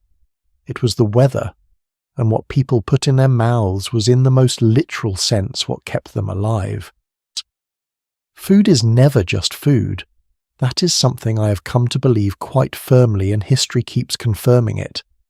What a society eats, how it eats, who eats with whom, and who goes without. These are not incidental details. They are the map of that society's values, its power structures, its anxieties, and its deepest assumptions about who matters and who does not. And in 5th century Britain, the distance between a lord's table and a farmer's supper was not merely a question of taste. It was the entire social order made edible. Let us start with what the science actually says. Because here is something that upends almost everything popular history has assumed about food and power in early medieval Britain. A few years ago, bioarchaeologist Sam Leggett from the University of Edinburgh, working alongside historian Tom Lambert from Cambridge, published a pair of studies in the journal Anglo-Saxon England that sent a quiet shock through the academic community. Leggett had spent years analysing the chemical signatures of diet preserved in the bones of over 2,000 people buried across England between the 5th and 11th centuries. When you eat, the isotopes in your food become incorporated into your bone collagen. Nitrogen and carbon ratios in particular tell researchers with considerable precision how much animal protein someone consumed over the course of their life. And what she found cross-referencing those isotopic signatures with evidence of social status, grave goods, body position, burial context was unexpected. There was almost no correlation between high social status and a meat-heavy diet. The elite were not eating dramatically differently from everyone else, not in their bones anyway, not in the daily reality of what they actually put in their mouths. Leggett's own words were typically direct about this. If the nobles had been consuming the enormous quantities of meat that medieval texts and historical romances suggest, she said the isotopic evidence would show excess protein and signs of conditions like gout in their skeletons. But they were not finding that. What they were finding was something more nuanced and in some ways more interesting. The great feasts, those legendary occasions of excess that fill the pages of both historical documents and Arthurian romance, were almost certainly not everyday reality. They were events, periodic, deliberate, theatrical. They were performances of power, not descriptions of daily meals. So let us hold both pictures in mind at once, the everyday and the exceptional, because they are equally revealing. The everyday diet of most people in post-Roman Britain was built around a small number of staple foods, repeated with the kind of unvarying consistency that would drive a modern person absolutely mad within about a week. Pottage was the foundation of almost everything. Not porridge exactly, not soup exactly. Something in between a thick, dense stew of grain pulses and whatever vegetables the season had provided simmered in a clay or iron pot over the fire until it achieved a consistency somewhere between cement and good intention. The grain base shifted with availability. Barley was the most common, oats in wetter, higher regions where little else grew reliably. Beans and peas added protein. Leeks, which were one of the most widely cultivated vegetables in post-Roman Britain, appeared in the pot with a frequency that must have been either comforting or deeply tedious depending on your relationship with leeks. Bread accompanied this when grain was available baked on flat stones near the fire, or against the hot sides of a clay oven, dense dark, filling in the way that only really serious bread can be filling. Not the airy, pillowy bread we associate with the word now. Something heavier. Something that carried weight. And then there was ale. Almost everyone drank ale. Not because 5th century Britons were irresponsible, or had a particular fondness for intoxication, though I imagine some of them did, but because ale was in practical terms safer than water. The process of brewing, which involved boiling the grain in water for fermentation, killed a substantial portion of the waterborne pathogens that made untreated river and well water genuinely hazardous. Ale was nutrition and hydration, and a modest degree of biological safety all in one vessel. It was low alcohol by modern standards, more like a thin, slightly fermented grain drink than anything you would recognize from a modern brewery. Children drank it. The elderly drank it. It was essentially the water of this world with benefits. Mead made from fermented honey was a step up the social ladder. Honey was precious, gathered from wild hives, or by the 5th century increasingly from kept bees, and mead was correspondingly reserved for occasions that deserved the extra investment. The great hall, the feast, the night when something was being celebrated or commemorated and the ordinary ale simply would not do. Now here is where the class system reveals itself at the table most clearly. Not in the daily porridge and bread and ale which everyone shared more or less equally regardless of rank. In the meat. Archaeozoologists, the researchers who study animal bones from excavation sites, have consistently found that the bone assemblages from high-status sites in post-Roman Britain skew heavily toward cattle and pig, beef and pork. The prestigious meats, the ones that required either significant pasture resources or dedicated husbandry to produce in quantity. At lower status sites, the bones tell a different story. More sheep, more domestic fowl, more fish from local rivers and coastal waters. Protein, yes, but a more modest, more locally available kind, and the cuts matter enormously. Roasting a whole animal, a whole pig, a whole calf. The kind of dramatic cooking on a spit image that fills every depiction of a medieval feast was not the everyday practice of ordinary households. It was a special occasion, a demonstration of abundance, a way of saying without words to everyone in the hall, we have enough. We have more than enough. We are the kind of people who can afford to cook this way. Excavations in Suffolk from around the 5th to 7th centuries have found roasting pits, large stone-lined pits, that show evidence of cooking whole ruminant animals on a massive scale. The residue analysis confirms it. Cattle, sheep, goats, not horse, not pig interestingly, despite pigs being the most common daily use meat animal. These were feasting pits, constructed deliberately for occasional communal events. Events where the lord of the hill fort or the regional king showed his generosity and his power by feeding everyone, And this is where Tom Lambert's reinterpretation of the old concept of the food rent becomes so important for understanding how Arthurian Britain actually functioned. The traditional assumption had been that ordinary farmers were essentially taxed in food, required to hand over a portion of their produce to sustain the lord's household year-round. A grim extractive arrangement in which the powerful took from the weak as a matter of course. Lambert's analysis, working from the same documents but reading them differently, suggested something much more interesting. These were not ongoing taxes, they were feasts, occasional large communal feasts hosted by the free farmers themselves who invited the lord to attend. And the lord came in person because that personal attendance was the political transaction. Lambert compared it to a modern political fundraiser dinner. The president or the king or the senator showing up in person to eat the food that ordinary people had prepared. Not because they needed the food, because showing up was the point. Being present meant acknowledging the relationship, recognizing the dignity of the people who had prepared the meal, performing the mutual obligation that held the whole social structure together.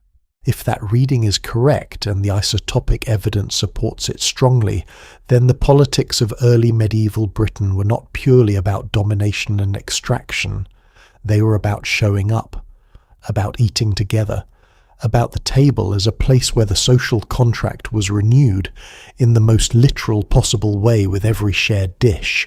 I find that genuinely moving and somewhat hopeful. Think about what that means in a hall like the one at South Cadbury. You've travelled to the hillfort perhaps from a farm several miles away. You've brought animals or grain or mead from your own store. The cooking has been going on for hours. The smoke from the roasting pits has been visible across the valley since mid-morning, and now the hall is full. The fire at the centre throwing warm, unsteady light across the faces of people you have known your entire life, and a few you have never seen before, traders perhaps, or warriors from another territory, or churchmen travelling between monasteries. The Lord sits at the high table. His household warriors fill the benches closest to him. The free farmers occupy the middle of the hall. The servants and lower household members fill the space near the walls and the doors, and the food comes. The great quantities of roasted meat that Leggett's research suggests were specifically prepared for these occasions. The mead circulating in carved wooden cups. The bread baked fresh for the evening in quantities that no ordinary household would see for months. Cheese, perhaps. Dried fruits from stores that had survived the winter, whatever honey was left from the previous season. This was not nutrition. This was meaning. The act of eating together in this hall with this particular combination of people was the enactment of the community's identity, its history, its obligations to one another, the reminder physical and immediate and impossible to ignore that these people were bound together in ways that went deeper than simple economic arrangements.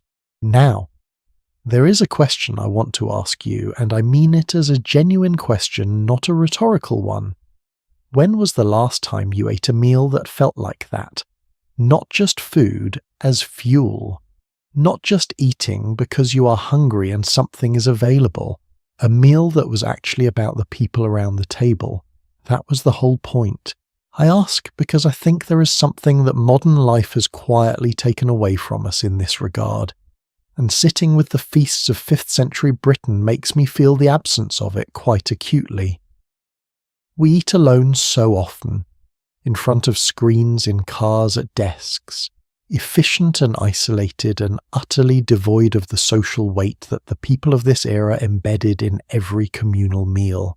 Their food was not always plentiful, it was not always good. But when it was shared, the sharing meant something. Now let us talk about the other side of this picture. Because for every feast there was a hungry season.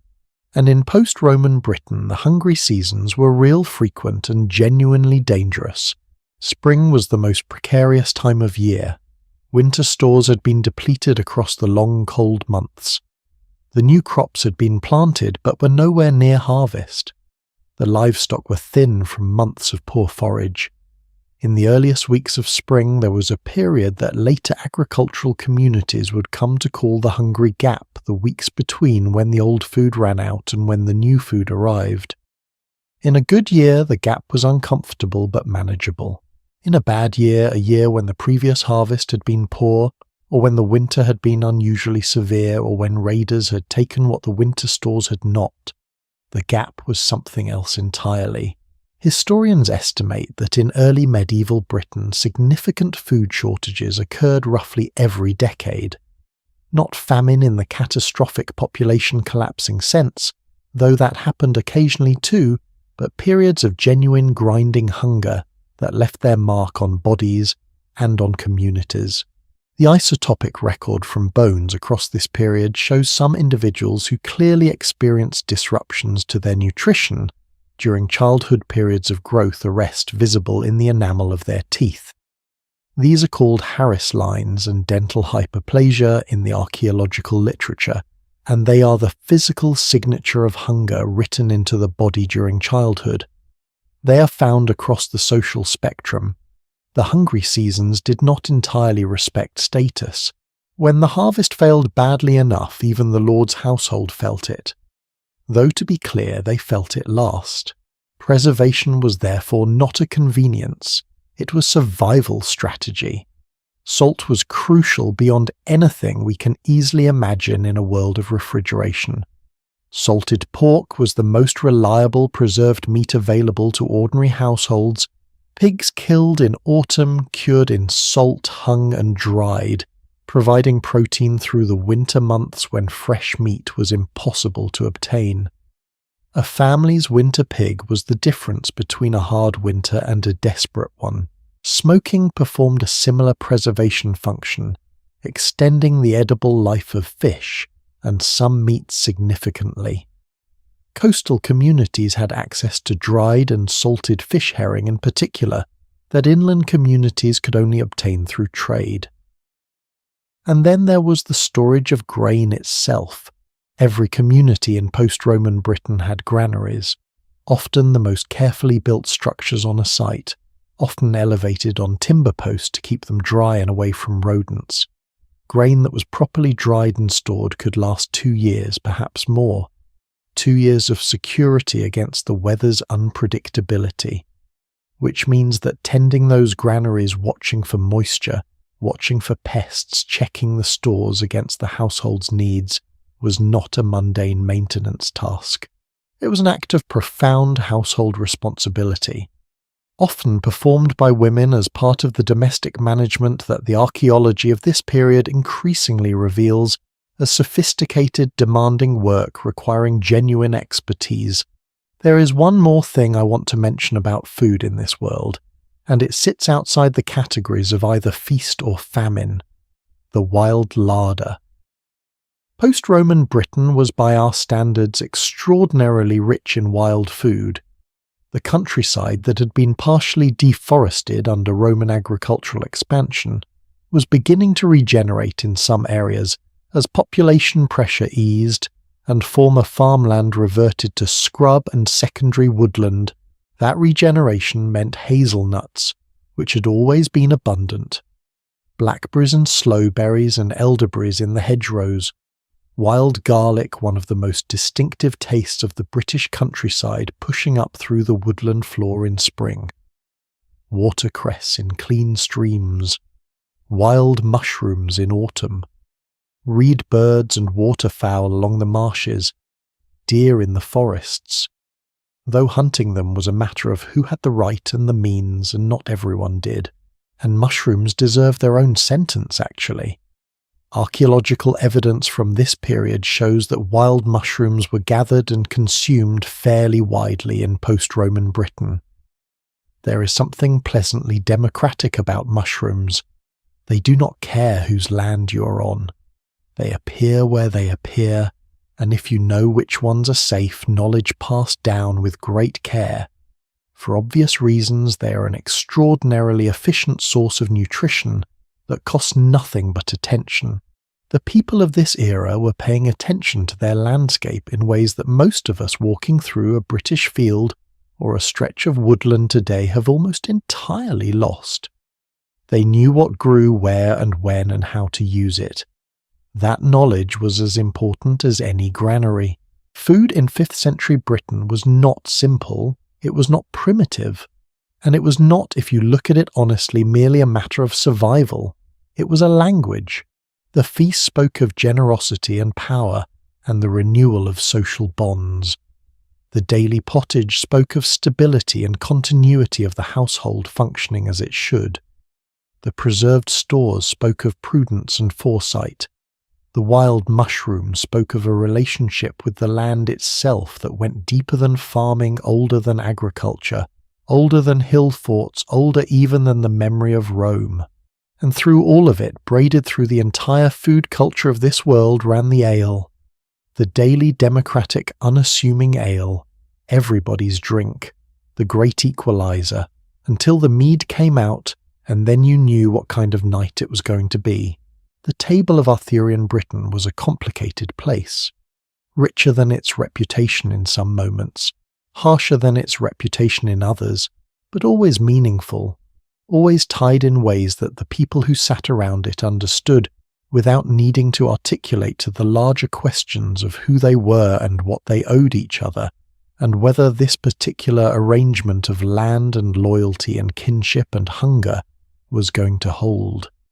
Most of the time, it held, not because the food was plentiful, not because the harvest always came in, but because the feasts when they came were enough to remind everyone why it was worth the effort of holding together, and because the pottage when everything else failed was still there, still warm, still the centre of the household, still the fire at the heart of everything. We have spent time at the table. We have sat in the hall and eaten the feast and felt the cold creep in around the edges when the stores ran thin. But there is something we have not yet encountered in this world, something that was happening all this time just beyond the eastern edge of everything these Britons held dear, a shadow, growing longer each decade. The people the Britons called the Saxons and feared and fought and negotiated with and sometimes buried beside in the same cemeteries were not simply a military threat. They were a transformation, the most consequential transformation that Britain would experience in 1,000 years, and the way the Britons of the 5th and 6th centuries lived with that shadow, navigated it, resisted it, accommodated it, and were ultimately changed by it, is a story that cuts closer to the bone than any feast or any famine, because it is at its heart a story about what happens when the world outside your walls changes faster than anything inside them can keep pace with. There is a village in Warwickshire called Wasberton, quiet green sitting beside the River Avon, the kind of place that does not announce itself. You could drive past it without noticing it existed. But in the early 1980s, when gravel quarrying work began on the river terrace outside the village, archaeologists started finding things in the ground, graves, hundreds of them. What they excavated over the following 5 years at what became known as the Wasberton Cemetery would turn out to be one of the most quietly revolutionary archaeological discoveries of the 20th century in Britain. Not revolutionary in the dramatic headline-grabbing sense.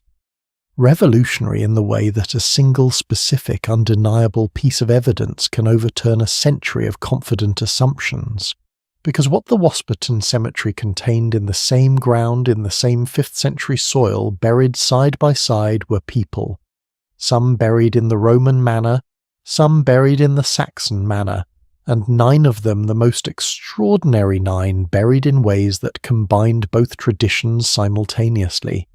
Roman grave orientation, Anglo-Saxon personal objects, the deliberate, unmistakable material signature of 2 cultures occupying the same body, the same community, the same piece of earth. This discovery, as one researcher put it, established theories about the completeness of the break between Roman Britain and the Anglo-Saxons. The break, it turned out, was not complete, and the story of the Saxons and the Britons was considerably more complicated, more human, and more interesting than either side's historians ever wanted to admit. But let us begin as we should at the beginning. Who were the Saxons, not in the romantic enemy of Arthur sense, in the actual historical unglamorous sense? The people who were arriving on Britain's eastern shores from the early 5th century onward came from a stretch of the North Sea coast of northwestern Germany, roughly modern Schleswig-Holstein, the Netherlands and adjacent regions. Angles, Saxons, Jutes, Frisians. The Romans called them all Saxons as a collective label in much the same way that the British used a single word to describe people from a wide range of different backgrounds. They were not a monolithic army following a single leader with a coherent plan of conquest. They were something messier, more human, and in some ways more dangerous than that. They were migrants, farmers mostly. People from a low-lying coastal region that was itself under severe environmental pressure in the 5th century, rising sea levels, coastal flooding, and the gradual deterioration of agricultural land were pushing people out of their home territory and onto boats. They came to Britain because Britain was there and because it had land and because the Roman military that had previously made settlement difficult was no longer present to stop them. Some came with weapons, some came with ploughs, some came almost certainly as mercenaries invited by British leaders who needed military manpower and were willing to offer land in exchange for service. The story of Vortigern, the British chieftain who brought Saxon warriors into his territory to help defend against Pictish raids from the north, and who then found that his guests had become his new problem runs through every account of this period. Whether Vortigern was a real individual or a composite figure onto which later historians projected the lessons they wanted to teach the pattern he represents was almost certainly real. Short-term solution, long-term transformation. History has a habit of working exactly like that. The scale of what happened between roughly 450 and 600 AD in Britain is genuinely difficult to grasp. Not because it was uniform, not because it happened all at once in a wave of violence and replacement, but because it was precisely the opposite of that slow, uneven, differentiated by region, by decade, by the specific circumstances of specific communities, and that kind of change is harder to understand than a simple dramatic rupture. In eastern Britain, Kent East Anglia, the Thames Valley, the areas closest to the continental shore, the transformation was relatively rapid and profound. Germanic-style material culture, Germanic burial practices, the Old English language, as the dominant medium of community life. These arrived and established themselves with the speed that the genetics now confirms was driven by real immigration, real intermarriage, real demographic change. By the 6th century, more than 70% of the people sampled from cemeteries in these eastern regions carried ancestry traceable to northwestern continental Europe, but in the west and north, in Somerset, in Wales, in Cumbria, in the kingdoms of the old Britons, the story was completely different. Here the British kingdoms persisted, the language persisted, the Christianity that distinguished the Britons from their pagan neighbours to the east persisted. The names on the hillfort ramparts, the abbesses in the monasteries, the bards performing the old poems in the firelit halls, all of it persisted. And in the middle, in places like Warwickshire, like the Midlands, like the uncertain border zones where neither culture had yet achieved dominance, the situation was so fluid, so day by day negotiated, that the bones in a single cemetery can carry the signature of both worlds. What did it actually feel like to be a Briton living in this uncertainty? This question sounds almost unanswerable, but the archaeology keeps pushing back unexpected fragments of answer. Consider what it meant to watch a language change. British Latin, the educated register of the ruling and religious classes, was already in decline without the imperial infrastructure that had sustained it. Brittonic, the Celtic vernacular, remained alive in the west and north, but in the east Old English was spreading. Not through formal conquest of the mind. through the much more ordinary process of commerce intermarriage and the gradual generational realization that speaking the new language opened doors that the old language was increasingly closing. The surviving Celtic river names the Avon, the Thames, the Severn tell this story silently.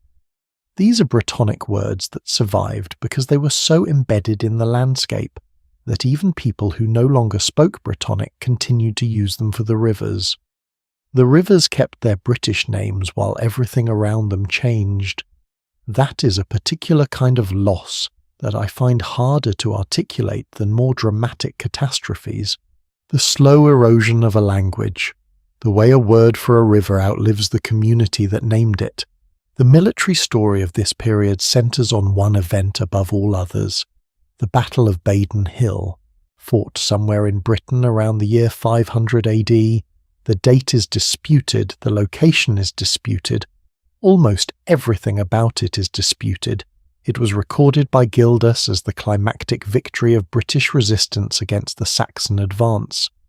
A moment when the Britons organised by a leader whom Gildas calls Ambrosius Aurelianus, and whom later writers would insist was named Arthur, drove the Saxons back decisively enough to create a breathing space, not a permanent reversal, not the recovery of everything that had been lost, a breathing space. Gildas, writing from within living memory of the event, describes a period of relative peace and order that followed a generation roughly in which the Saxon advance paused and the British kingdoms of the West had time to consolidate, to rebuild, to argue among themselves, to produce the first Christian scholars and abbesses and bards of what would become the Welsh and Cornish and Breton traditions. That breathing space is in historical terms the moment when the seeds of a legend were planted. Whatever actually happened at Badon and the archaeology of cemetery distributions, which shows a genuine shift in the Saxon cultural footprint between roughly 500 and 550 AD, does suggest that something significant occurred militarily around that time. It became the hinge on which British collective memory turned for generations. The moment when somebody held the line, when Britain did not quite vanish. Now I want to take a moment with the question that historians are still arguing about, and which the archaeology keeps making more complicated rather than simpler. Was what happened between the Britons and the Saxons conquest? Or was it something more like transformation? The traditional story, the one preserved by Gildas in the 6th century and repeated through medieval chronicles and eventually into Victorian histories and popular imagination, is a story of brutal conquest, of Saxon armies sweeping through the countryside, burning towns, driving the Britons westward to Wales and the far southwestern peninsula of Cornwall, replacing an entire civilization with a new one. Gildas himself was not calm about this. He described the Saxons in terms borrowed from the most terrifying passages of the Old Testament: fire and blood and ruin. But Gildas was writing a sermon and not a history. He was using the past as a moral lesson for the present, arguing that the disasters of his era were divine punishment for British sins. This was not the most reliable framework for objective reporting, and the archaeology patient-specific willing to sit with ambiguity in ways that narrative history often is not tells a more complicated story. The Wasperton Cemetery. 9 graves with mixed cultural signatures, not the graves of people under siege, not the graves of a community being exterminated, the graves of people who were working something out. The 2022 genetic study that traced over 8,000 isotopic data points from first millennium burials across Western Europe found that even in the most heavily Anglo-Saxon regions, there was substantial intermarriage between incoming migrants and indigenous Britons from the very earliest period of contact. Migration is not replacement, it is mixing. It is the long, uncomfortable, occasionally violent, frequently mundane process of two populations learning to live in the same landscape. Sometimes they managed it better than others. The graves tell you that much at least. Here is something I think about when I sit with this period. The people of 5th and 6th century Britain and Saxon alike did not know how the story was going to end. The Briton farmer watching Saxon settlers moving into the valley below his hill fort did not know whether they represented the beginning of a permanent transformation or a temporary encroachment that would eventually be reversed. The Saxon settler learning enough Brittonic to haggle at the local market did not know whether his grandchildren would be living in a Saxon kingdom or a mixed community that nobody had a name for yet. They were all navigating day by day something whose shape they could not see. That uncertainty is profoundly human, and it is, I think, much closer to the actual texture of historical change than any clean narrative of invasion and conquest allows. The border between Britain and Saxon Britain was not a fixed line on a map. It was a conversation, sometimes a friendly one, sometimes a terrible one, always a conversation. What made this particular conversation so consequential was what each side had to offer and to lose. The Britons had by the 5th century several generations of settled Christianity literacy and the remnants of Roman administrative skill. They had the monasteries that were keeping learning alive. They had the legal traditions that the Welsh codes would eventually preserve. They had poets and bards who were actively constructing a narrative of British identity that would survive the political transformation of the island. The Saxon newcomers had in some areas new farming techniques. They had the political energy and social cohesion of a people who were still in the process of forming their communities, rather than trying to maintain ones that had already been established. They had a robust oral tradition of their own, the heroic poetry that would eventually become Beowulf, a tradition of verse that celebrated loyalty, courage, and the bitter wisdom of survival. 2 traditions, 2 languages, 2 ways of organizing a community honoring the dead, understanding the sacred, and between them gradually something new, the English language itself, that extraordinary hybrid of Old English grammar and Brittonic survival, and Latin overlay and later Scandinavian influence did not exist yet. But the conditions that would produce it were being created year by year in the mixed cemeteries, and the border zone markets and the farms where a British woman and a Saxon man raised children who moved between 2 languages before either had taught them to choose. Let me ask you something. Have you ever been in a place where 2 very different cultures were negotiating the same space? A neighbourhood, a city, a community that was in the middle of becoming something new? Because that is what Britain was for almost 2 centuries. And what is so striking when you look at it carefully is how much was preserved. The rivers kept their names. The Christian faith, which the Britons clung to partly as a marker of civilization, and partly honestly out of genuine belief, eventually converted the Saxon kingdoms too. Not immediately, not without resistance. But within 2 centuries of the first Saxon settlements, the churches were back in business, and the monasteries were being rebuilt and the bishops were attending councils. The hills kept their hill forts. The western British kingdoms, Wales, Cornwall, the Old North, kept their languages, their laws, their poetry, their memory. And through all of it, the story of someone who had held the line at Baden was being passed from hall to hall, poem to poem, generation to generation, not as recorded history, as something more durable than recorded history, as legend.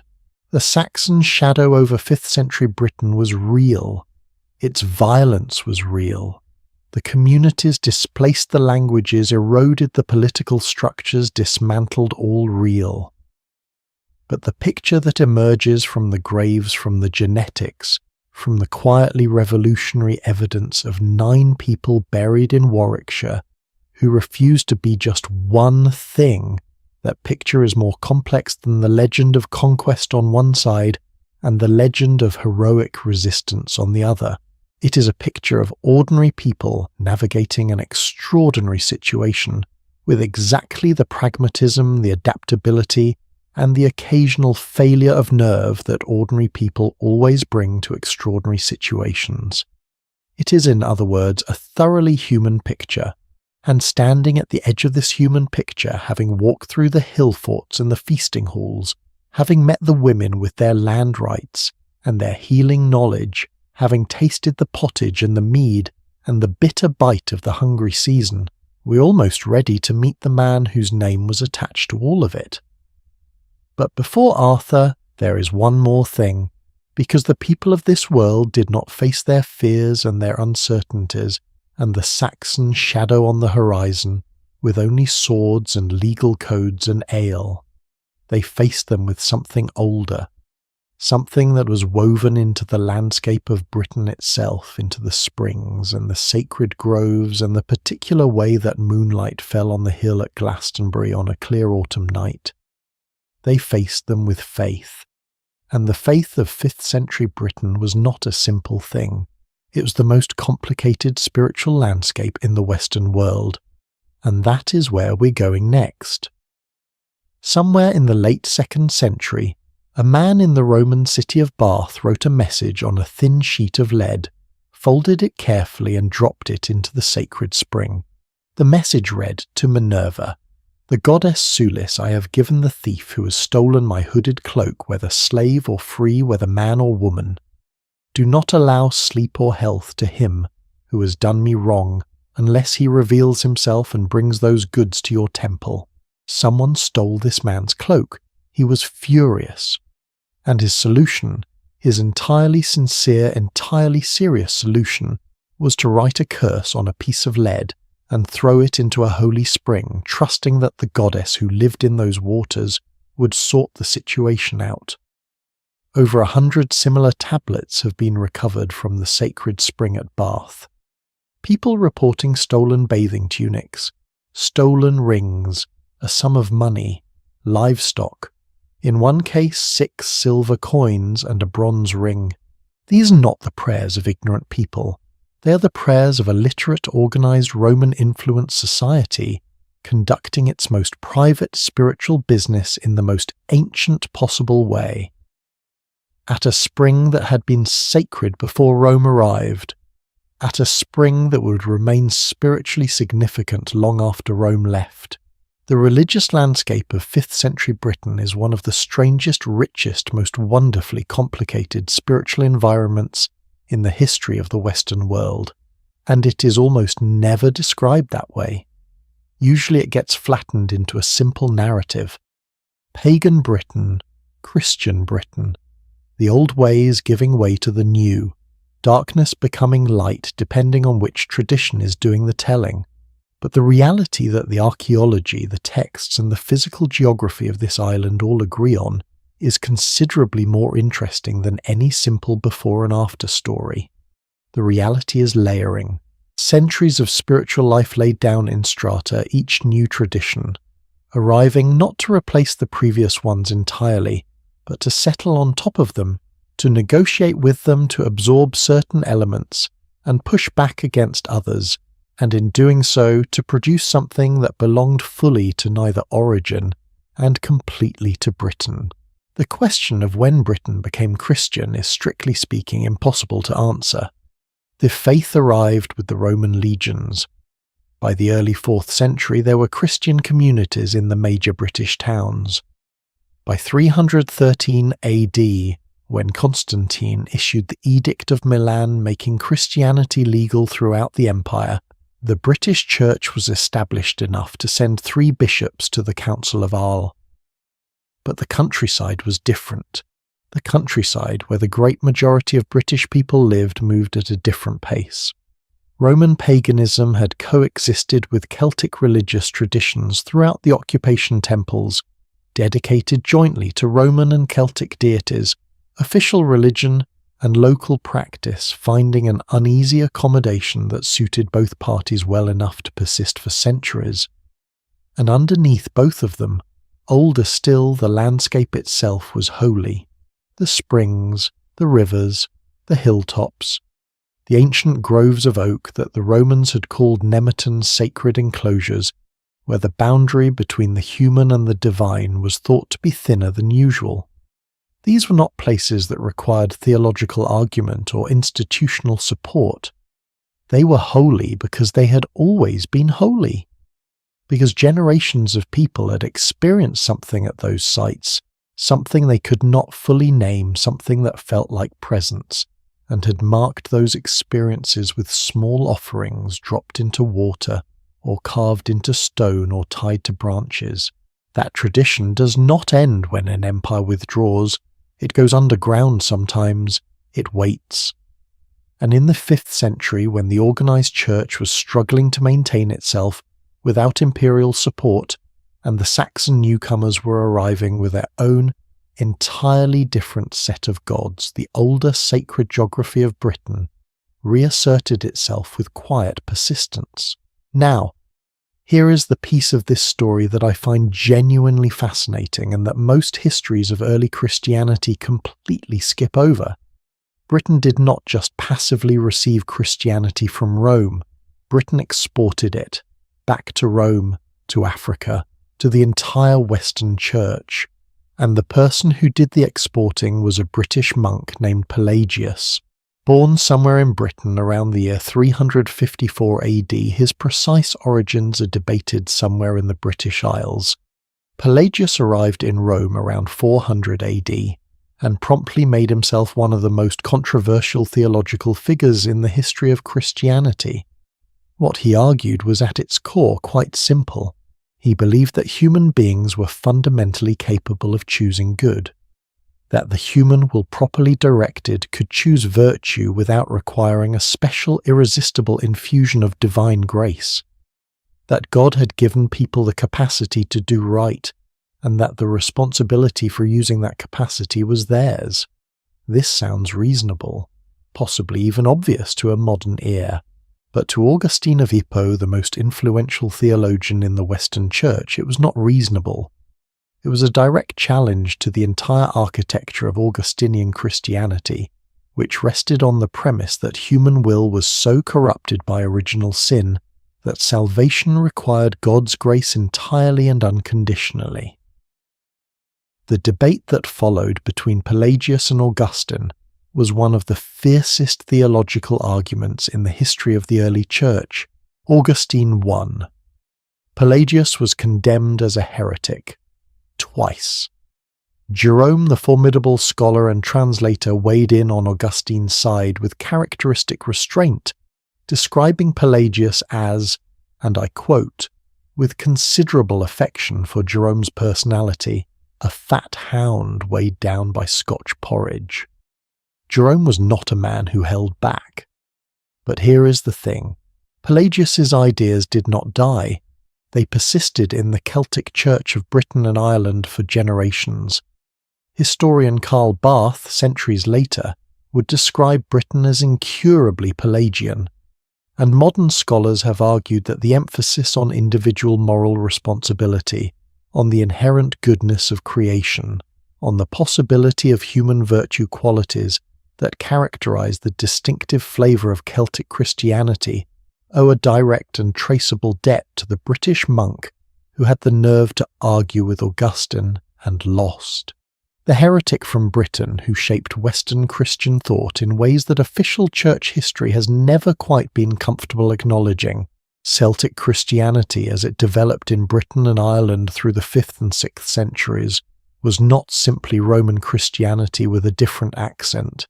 It was something genuinely distinct. The monastic tradition that was flowering across Western Britain and Ireland in this period prioritized practices that the Roman Church found eccentric at best, doctrinally problematic at worst. The Celtic monks were drawn to solitude in extreme ways. They built their communities on islands on cliff tops in places of dramatic natural isolation that seemed calculated to maximize the sensation of being very close to God and very far from civilization, which is of course entirely intentional. The island monastery of Iona, founded by Columba in 563 AD off the western coast of Scotland, became one of the most significant centres of Christian learning in the entire Western world. Reached by boat across waters that could be genuinely treacherous, perched on the exposed Atlantic edge of Britain, it was physically about as far from Rome as a person could get, while still remaining on a technically reachable island. That distance was the point. The Celtic tradition valued what they called the desert, not a literal desert, since Britain did not have one, but the equivalent spiritual condition, the hermit's retreat, the island community, the forest cell, the experience of encountering God in unmediated nature without the mediation of institutional structure, without the comfortable infrastructure of an established church. This is a profoundly different spiritual sensibility from the Roman tradition, which built cathedrals and held councils and organized dioceses. Both are forms of Christianity, but they feel like different temperaments encountering the same truth from opposite directions. And then there were the sacred places. Let me tell you something about what the church did and did not do with the landscape of sacred springs and holy hilltops that it inherited from the older traditions. The official policy, when there was one, was to transform, to build a church on the site of a pagan temple, to dedicate a sacred spring to a Christian saint rather than a goddess, to keep the geography of the holy while changing the name attached to it.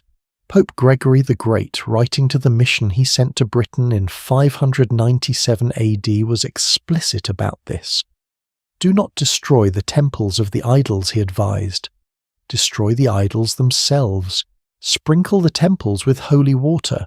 Build altars. Put relics in them. In this way, the people seeing their temples are not destroyed will come to those places as they are accustomed. This is, depending on your perspective, either a remarkably wise piece of pastoral theology or a rather pragmatic acknowledgement that you cannot actually make the sacred geography of an ancient island disappear just by issuing an instruction.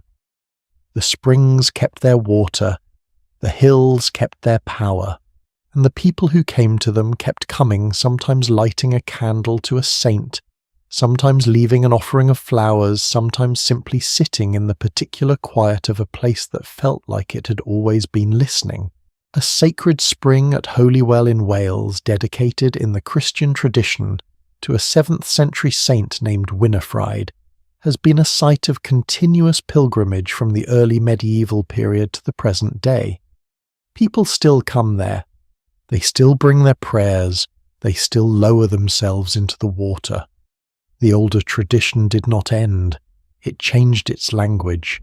But here is what fascinates me most about the religious life of this period. The two traditions, the Christian and the older Celtic sacred tradition, were not experienced by most people as a contradiction requiring resolution. They were layered, lived simultaneously without apparent cognitive discomfort. The farmer who attended Sunday services at the small timber church his community had built inside the old Roman settlement might also on a Tuesday in early spring leave a small offering at the spring in the lower field. Not because he was confused about his religion, not because he was secretly pagan, but because the spring had always been the spring, and whatever power resided there had not ceased to reside there because a new name had been attached to it. The woman who said her prayers in Latin before sleeping might also carry a small carved stone in her pocket, not a Christian symbol, not quite, but a shape that her grandmother's grandmother had carried, and that felt like safety in the hand. This layering, this refusal to choose cleanly between the old and the new, is one of the most human things about this world. We have the same tendency today. The scientist who says a prayer before a difficult conversation, the committed atheist who knocks on wood, the person who fully understands how rational decision-making works and still checks their horoscope on Tuesday morning just to see. Spiritual life is never perfectly consistent, and in 5th century Britain, where the institutional framework that enforced consistency was fragile, and the landscape itself was speaking a language that predated any theology, the inconsistency was both universal and entirely understandable. There is one more figure I want to bring into this conversation, the Druid, or rather what had become of the Druid by the 5th century. The Druid class, the priestly caste that had wielded enormous spiritual, legal and political authority in pre-Roman Celtic society, had been systematically suppressed by Rome following the conquest. The destruction of the Druid stronghold on the island of Anglesey in 61 AD, described by Tacitus as a scene of extraordinary ritual horror, with white-robed Druids shrieking curses at the Roman soldiers who waded toward them through the shallow water, was one of the most deliberate acts of cultural elimination in Roman Britain. The Druids as a formal institution did not recover from that, but the knowledge they represented, the tradition of memory-keeping, of natural philosophy, of the sacred geography, of the island of healing through plants and words, and the correct reading of what the world was trying to tell you, that knowledge did not vanish when the institution did. It dispersed into the fabric of daily life, into the practices of healers, into the bardic tradition of the poets who kept the oral history, into the careful unwritten knowledge of which spring could be trusted and which hill had power, and what the movement of the stars meant for the fortunes of a kingdom. In the figure of Merlin, as that figure develops in the Welsh tradition, and then in the later romances, you can see the after-image of the Druid, the advisor who stands at the shoulder of power without holding it, who knows things that practical men do not know, who moves between the visible world and the other one with an ease that everyone around him finds either indispensable or unsettling or both. Merlin is not a historical figure, but he is not entirely a fiction either. He is a memory of something that was real, that the Age of Arthur needed and named and tried to make sense of through the only language available to it, the language of story. A question for you quietly in this late hour. Do you have places that feel holy to you, not necessarily in any formal religious sense, just places where something in you goes still and attentive, where the world seems closer to its own roots, a particular stretch of coastline, a certain kind of light in a forest, an old building where you feel unmistakably that many lives have unfolded inside these walls and left something of themselves behind? Because if you do, if there are places like that in your life, then you are participating in something that the people of 5th century Britain would have recognized immediately. The landscape was alive to them, and some part of us, despite everything modernity has told us about the world being explicable and ordinary and free of mystery, still knows that it is alive. That knowledge, I think, never fully left us. It was just waiting. The faith of Arthurian Britain was not one thing.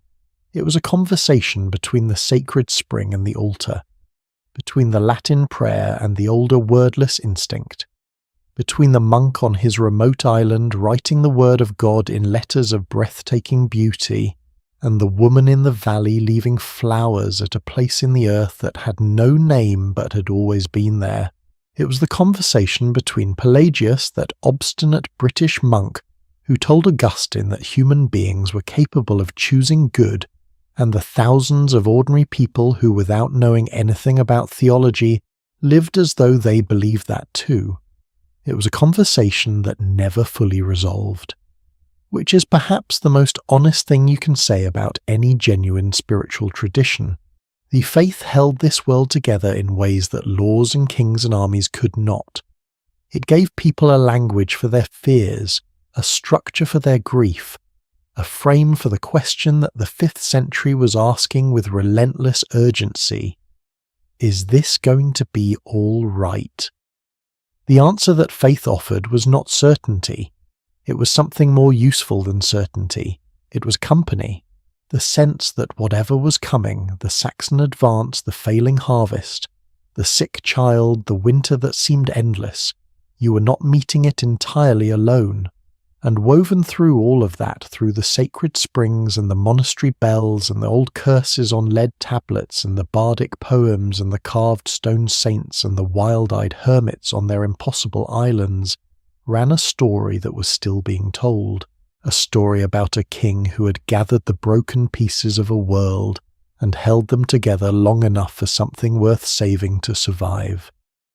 The full shape of that story, how it was told, who preserved it, how the memory of a real warrior became a legend that outlasted everything is exactly what comes next. The memory keepers of Arthurian Britain are waiting for us, and the things they chose to remember will surprise you. Somewhere in Britain around the year 600 of AD, a single bard survived a catastrophe. 300 warriors had ridden south from the fortress of Dyn, the great rock that would one day become Edinburgh Castle, to attack an Anglian stronghold at a place the Welsh would record as Cattraeth. They had been feasted for an entire year by their Lord Minidog, the wealthy king of the Gododin, in preparation for this moment. 300 of the finest warriors in all of northern Britain. They rode south into what became by all accounts a complete disaster. They encountered the enemy and were annihilated. Of those 300, one came back. The Bard. His name, according to tradition, was Aneurin, and what he brought back from that catastrophe, the only thing he brought back was a poem. He had composed it in his head while it was happening, or perhaps in the stunned days afterward, or perhaps over the months of travel home. He had stored it in his memory the way memory was the only storage available to him, and then he began to speak it, to whoever would listen. In the halls of the West, in the monasteries of Wales, at the fires of the communities that had survived the same Saxon and Anglian pressure that had destroyed the warband at Cattraeth. He spoke it for decades, and at some point, perhaps within his own lifetime, perhaps a generation or two later, someone somewhere in the Welsh tradition wrote it down. What survived in that poem, alongside the names and the grief and the battle imagery that feels startlingly immediate even now, was a single line about a warrior named Gwardur. He was praised for great bravery for glutting ravens on the rampart of a fortress. But the poem notes, he was no Arthur. That one phrase, he was no Arthur, is arguably the most consequential throwaway comparison in all of British literature, because it tells us something that no other source can tell us quite so clearly. By the year 600 AD, within living memory of the events that may have given rise to him, Arthur was already a standard, already a benchmark of heroic valour against which other men were measured, already so embedded in the cultural consciousness of the British-speaking world that a bard could drop his name into a single line of verse, without explanation, without context, confident that every single person who heard the poem would immediately understand the comparison. He was no Arthur. You did not need to explain who Arthur was because everyone already knew. That is the fingerprint of oral tradition at work, not writing, not institutional record keeping. Human voices passing a name from mouth to ear to memory to mouth again through the dark decades after Baden keeping something alive without entirely knowing why it needed to be kept. Let me tell you what the memory keepers of post-Roman Britain actually were. Not the mythologized druids of popular imagination, not the bearded mystics of Victorian fantasy, but the real functional role that certain people occupied in a society that had almost no written records and was navigating an almost incomprehensible amount of change. The bardic tradition in the Celtic world was before anything else a profession, a demanding, technically rigorous, socially essential profession. In the Irish tradition, which preserves the structure of this system more clearly than the British, because Ireland was never conquered by Rome, and thus maintained its native learning institutions longer. The Fillid were the highest class of poet-historians. Training to become a fully qualified olam, the highest grade of the profession, required 12 years of formal study, 12 years of memorizing genealogies, legal precedents, mythological cycles, historical verse, technical prosody. 12 years. And at the end of those 12 years, the olam was expected to have a repertoire of roughly 350 long narrative poems committed entirely to memory, not written down, in their heads, ready to be performed on demand in the hall of any lord who required it. I want you to sit with that for a moment, 350 long narrative poems, stored in a single human mind, available for immediate, accurate, perfectly metered performance. The feats of memory that the bardic tradition demanded would humble most of what we think of as exceptional intellectual achievement today. These were not people with photographic memories in some inexplicable genetic sense. They were people who had been trained from childhood in systematic techniques for encoding, storing, and retrieving large volumes of complex information in poetic form. The meter was not decoration. It was a mnemonic technology. The rhythm and rhyme and alliteration of Celtic verse were precisely calibrated to make the material stick, to give the memory a shape it could hold, to allow the bard 5 decades later to reach into a specific corner of a specific poem and retrieve not just the general content but the exact words, the exact sequence, the exact weight of each line. In post-Roman Britain, that tradition was adapting. Without the formal schools of the pre-Roman period, without the full institutional support that the Druids had once provided, working instead in the interstices of the new Christian society, sometimes within monasteries, sometimes operating as independent court poets attached to specific kings. The bards who served the courts of the Arthurian-era British kingdoms were not recording history in any sense we would recognise. They were not trying to be objective. They were not trying to produce documentary evidence for the benefit of future historians. They were doing something at once more important and more dangerous. They were constructing identity. In a world where the written record was almost non-existent and the memories of ordinary people had a natural half-life of 2 or 3 generations before the details blurred, the bard was the community's way of deciding which past it wanted to inhabit, which heroes were worth remembering, which battles had meaning, which kings had been good and which had been failures, and what the difference looked like in practice. The bard chose, and what the bard chose to preserve survived. What the bard did not choose or could not find a meter for or decided was not worth the space in a finite human memory that vanished. This is why Gildas does not mention Arthur.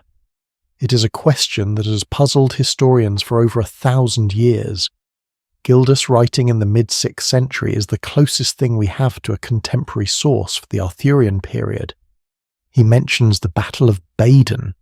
He mentions Ambrosius Aurelianus as the leader of British resistance. He does not mention Arthur anywhere. Why? The most common answer offered with varying degrees of certainty by various historians is that Arthur may not have existed, or if he did exist, Gildas had reasons not to name him. But there is another possibility that I find more interesting. Gildas was writing a sermon, a moral polemic. He was not interested in celebrating warriors. He was interested in condemning sinners and warning the living about the consequences of their behaviour. A warrior, however heroic, was not the kind of figure Gildas wanted to make into an exemplar. And crucially, Gildas was not a bard. He was a monk. He was operating in a different tradition with different purposes and different criteria for what was worth recording. The warriors were being remembered by the bards in verse in the halls. The bishops were being remembered by the monks in Latin in the monasteries. 2 parallel memory systems running side by side, preserving different aspects of the same reality. And the bardic memory, the one that preserved the name of Arthur, has left almost no written trace from this period, precisely because it was oral. Because that was the point. We only have the poem. One line. He was no Arthur. But that one line tells us the bards were working, and they were keeping something alive. Let me make this more concrete. Because there is a specific moment in the textual record where the oral memory of Arthur was first committed to writing, and the circumstances of that moment tell you a great deal about how history is actually made. Around the year 830 AD, 3 centuries after the events, it describes a Welsh monk or scholar working in the monasteries of Wales, compiled a document now known as the Historia Brittonum. The text has been traditionally attributed to a monk named Nennius, though whether Nennius was a real individual or a later fiction attached to the manuscript is itself disputed. What this document contains embedded in a jumble of genealogies, origin myths, saints' legends, and geographical descriptions is the first extended written account of Arthur. Nennius, or whoever compiled this text, describes Arthur as Dux Bellorum, not a king, a war leader, a man who fought alongside the kings of Britain rather than being one himself. He lists 12 battles that Arthur fought against the Saxons, culminating in Baden. The list of 12 battles has a suspiciously poetic quality, 12 being a number with significant biblical and rhetorical resonance. Some historians think the list was constructed to give Arthur a literary shape, rather than as a straight record of actual events. Others think it draws on genuine, much older oral sources that no longer survive. What is certain is this. By the time Nennius wrote it down, the material had been travelling orally for somewhere between 2 and 4 centuries, 2 to 4 centuries of mouths and ears and memories, each adding a small distortion, each emphasizing what their particular audience needed to hear. History does not travel through time in a straight line. It travels the way a story travels through a crowd. Each telling is a little different. Each teller is a little more interested in what the story means to them right now than in what it meant to the person they heard it from. By the time it reaches you, it is both true and not true. It is the truth that survived. That survival was not accidental. The Welsh tradition that preserved Arthur did so for reasons, and those reasons matter. By the 8th and 9th centuries, when the Welsh bards and monks were beginning to write down the materials they had been preserving orally, the political situation of the Welsh kingdoms was itself desperate. The Anglo-Saxon kingdoms had consolidated their hold on most of what had been Britain. The Brittonic-speaking people were confined to Wales and Cornwall and the far north. In that context, the story of Arthur, a warrior who had temporarily pushed back the Anglo-Saxon advance, who had been a leader of all the Britons rather than just one kingdom, who had represented a moment of unity and resistance, and the possibility of something better, was not just history. It was political oxygen. It was the story that said we were here first. We fought back. We almost held it. And perhaps one day we can hold it again. The legend of Arthur the once and future king, the king who does not die but sleeps waiting to return when Britain needs him, is not a medieval fantasy. It is a political argument dressed in the language of hope, kept alive by communities who desperately needed something to hope for. The bards were not neutral archivists. They were choosing consciously to keep a particular flame burning. And the flame they chose was shaped like a king. There is a question I want to ask you directly. What stories does your own family keep alive? Not the official histories, the ones told in kitchens, at dinner tables, on long car journeys, the versions of events that have been slightly polished by the telling, the ancestor who was braver than they probably were, the difficulty that was harder than the original record would suggest, the version of the past that your family needs to be true, because that is what the bards of 5th and 6th century Britain were doing. They were doing what every family does in every culture, in every era. They were keeping the version of the past that their community needed to survive. The distortion is not the failure of the tradition. The distortion is the tradition working exactly as it was designed to work. And then there is the written record, the monks. Because alongside the bards, and in gradually increasing importance as the 5th century gave way to the 6th, and then the 7th, the monasteries of Britain were developing their own archive system. Not oral, written, not in Brittonic, in Latin. The monks who copied manuscripts in the damp, cold scriptoria of places like Llantwit Major in Wales and Wythorn in southwestern Scotland, and the small communities scattered across Cornwall, were doing something that the bards could not do. They were creating permanence. A poem in a bard's memory lives as long as the bard lives, and as long as an apprentice bard has heard it and committed it to his own. That chain is inherently fragile. A generation of plague, a particularly bad decade for bardic apprenticeship, a political disruption that scatters the court and the chain breaks. A manuscript can outlive its author by centuries, and what the monks were choosing to copy and the choices they made matter enormously, were texts that would otherwise have been lost, Latin texts mostly, theological texts primarily, but also historical texts, legal texts, poetry. The tension between the bardic tradition and the monastic tradition in the early medieval world of Britain was not simply a tension between pagan and Christian. It was a tension between two different theories of what memory was for and how it should be kept. The bards believed that living memory held in trained human minds was more reliable than marks on vellum. The monks believed that the written word, however imperfect, was more durable than the human body. They were both right, and the legacy of Arthurian Britain is the product of both. The oral tradition kept the name alive long enough for the written tradition to catch it. One more thing. There is a moment in the bardic tradition of Wales preserved in a 10th century text, though certainly drawing on much older oral materials, where a poem speaks of Arthur travelling to the other world, a place of mists and mystery to retrieve a magical cauldron guarded by 9 maidens. The Spoils of Annwn, the poem is called. It is strange, elusive, deliberately obscure. 9 different fortresses of the other world are named. The expedition goes badly. Of the 3 shiploads who went with Arthur to the glass fortress, the Fortress of Glass, which is one of the ways the poem describes this other place, only 7 returned. What the poem is or means or reflects is genuinely uncertain. It may be an echo of pre-Christian mythology. It may be early Christian allegory. It may be the remnant of something older than either preserved in verse, because the verse was the only thing holding it together. But the image that stays with me is the Fortress of Glass, in a world without windows in the modern sense, without lenses, without the technology to make a truly clear pane of transparency.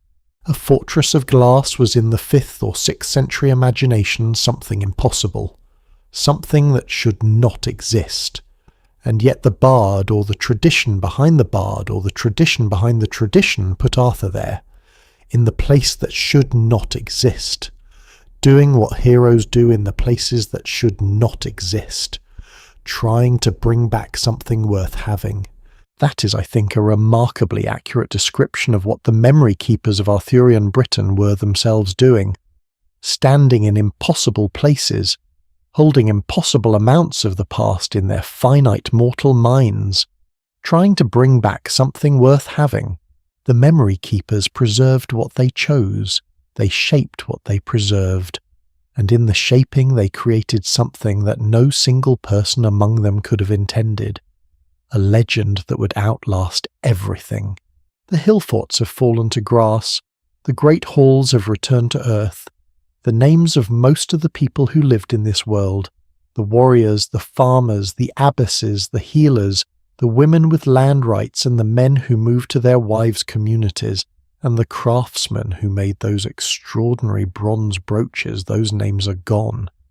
But the name the bards kept that survived, and the place where that name accumulated its most extraordinary life, the physical ground, the archaeological sites, the spectacular landscape, where the legend of Arthur found its most enduring home, is exactly where we are going next, to the real Camelot, whatever that means.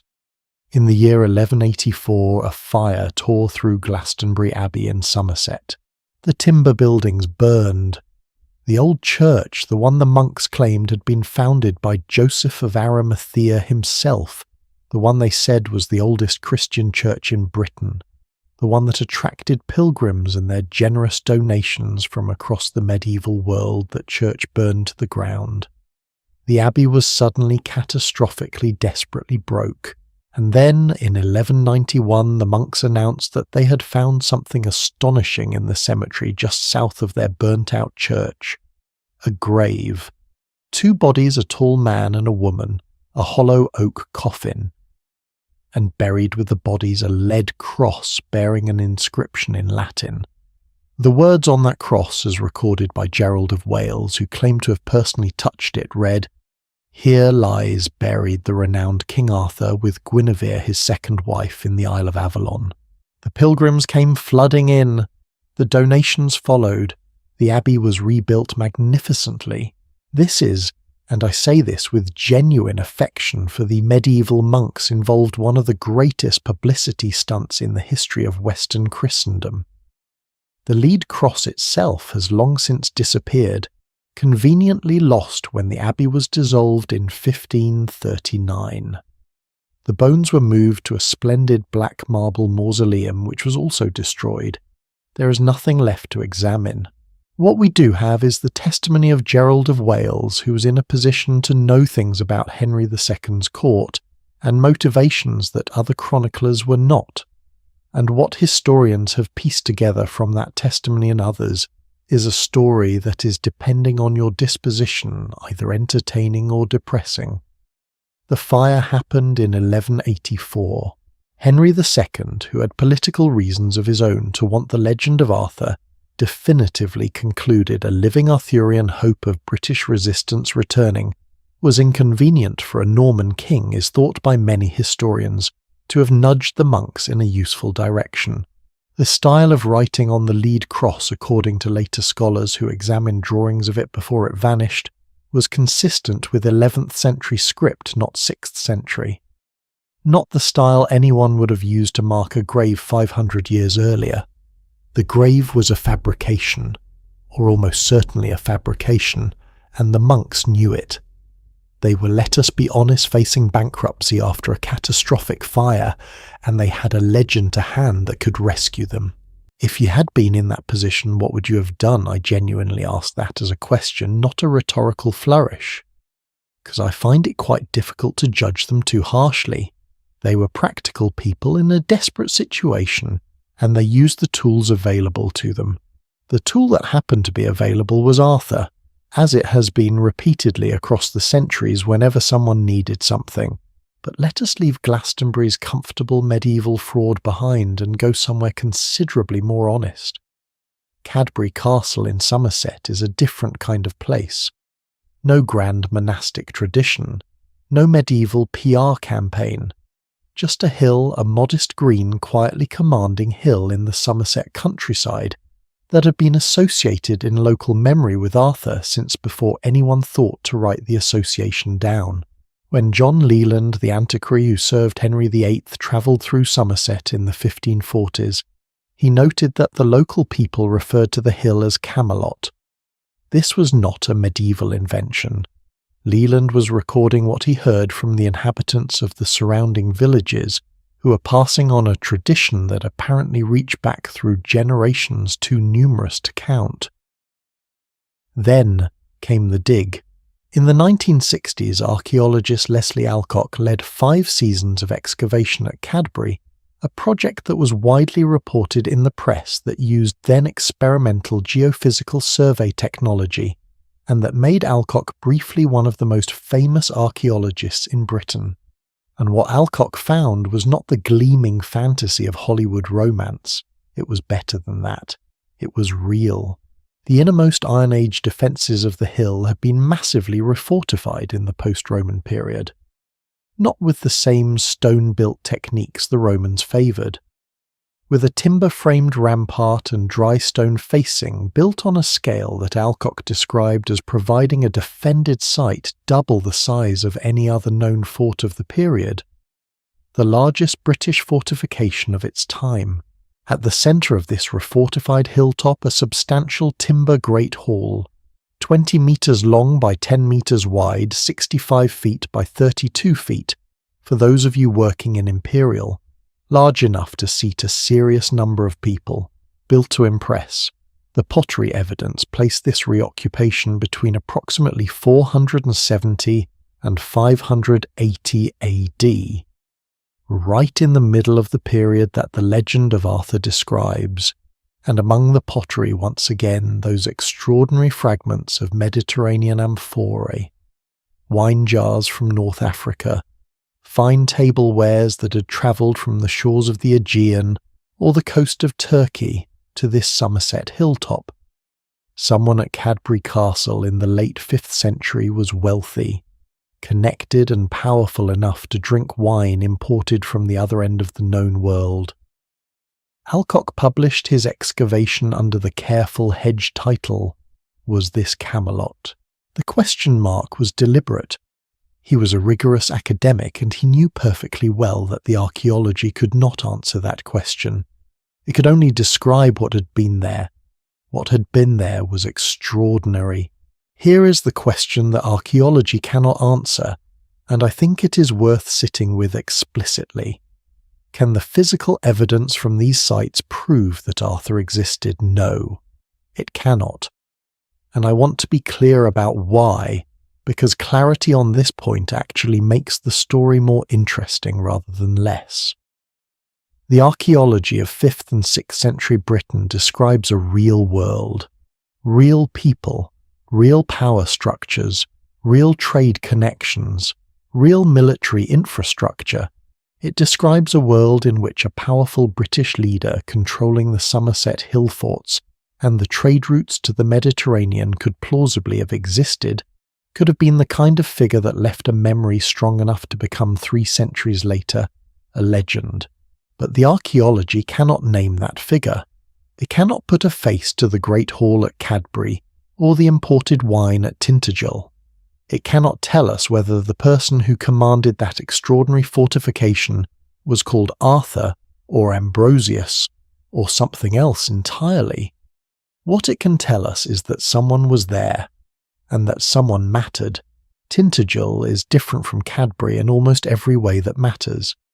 Cadbury is inland agricultural positioned to control land routes. Tintagel sits on the Atlantic coast of Cornwall, perched above sheer black cliffs on a dramatic headland, accessible only by a narrow path.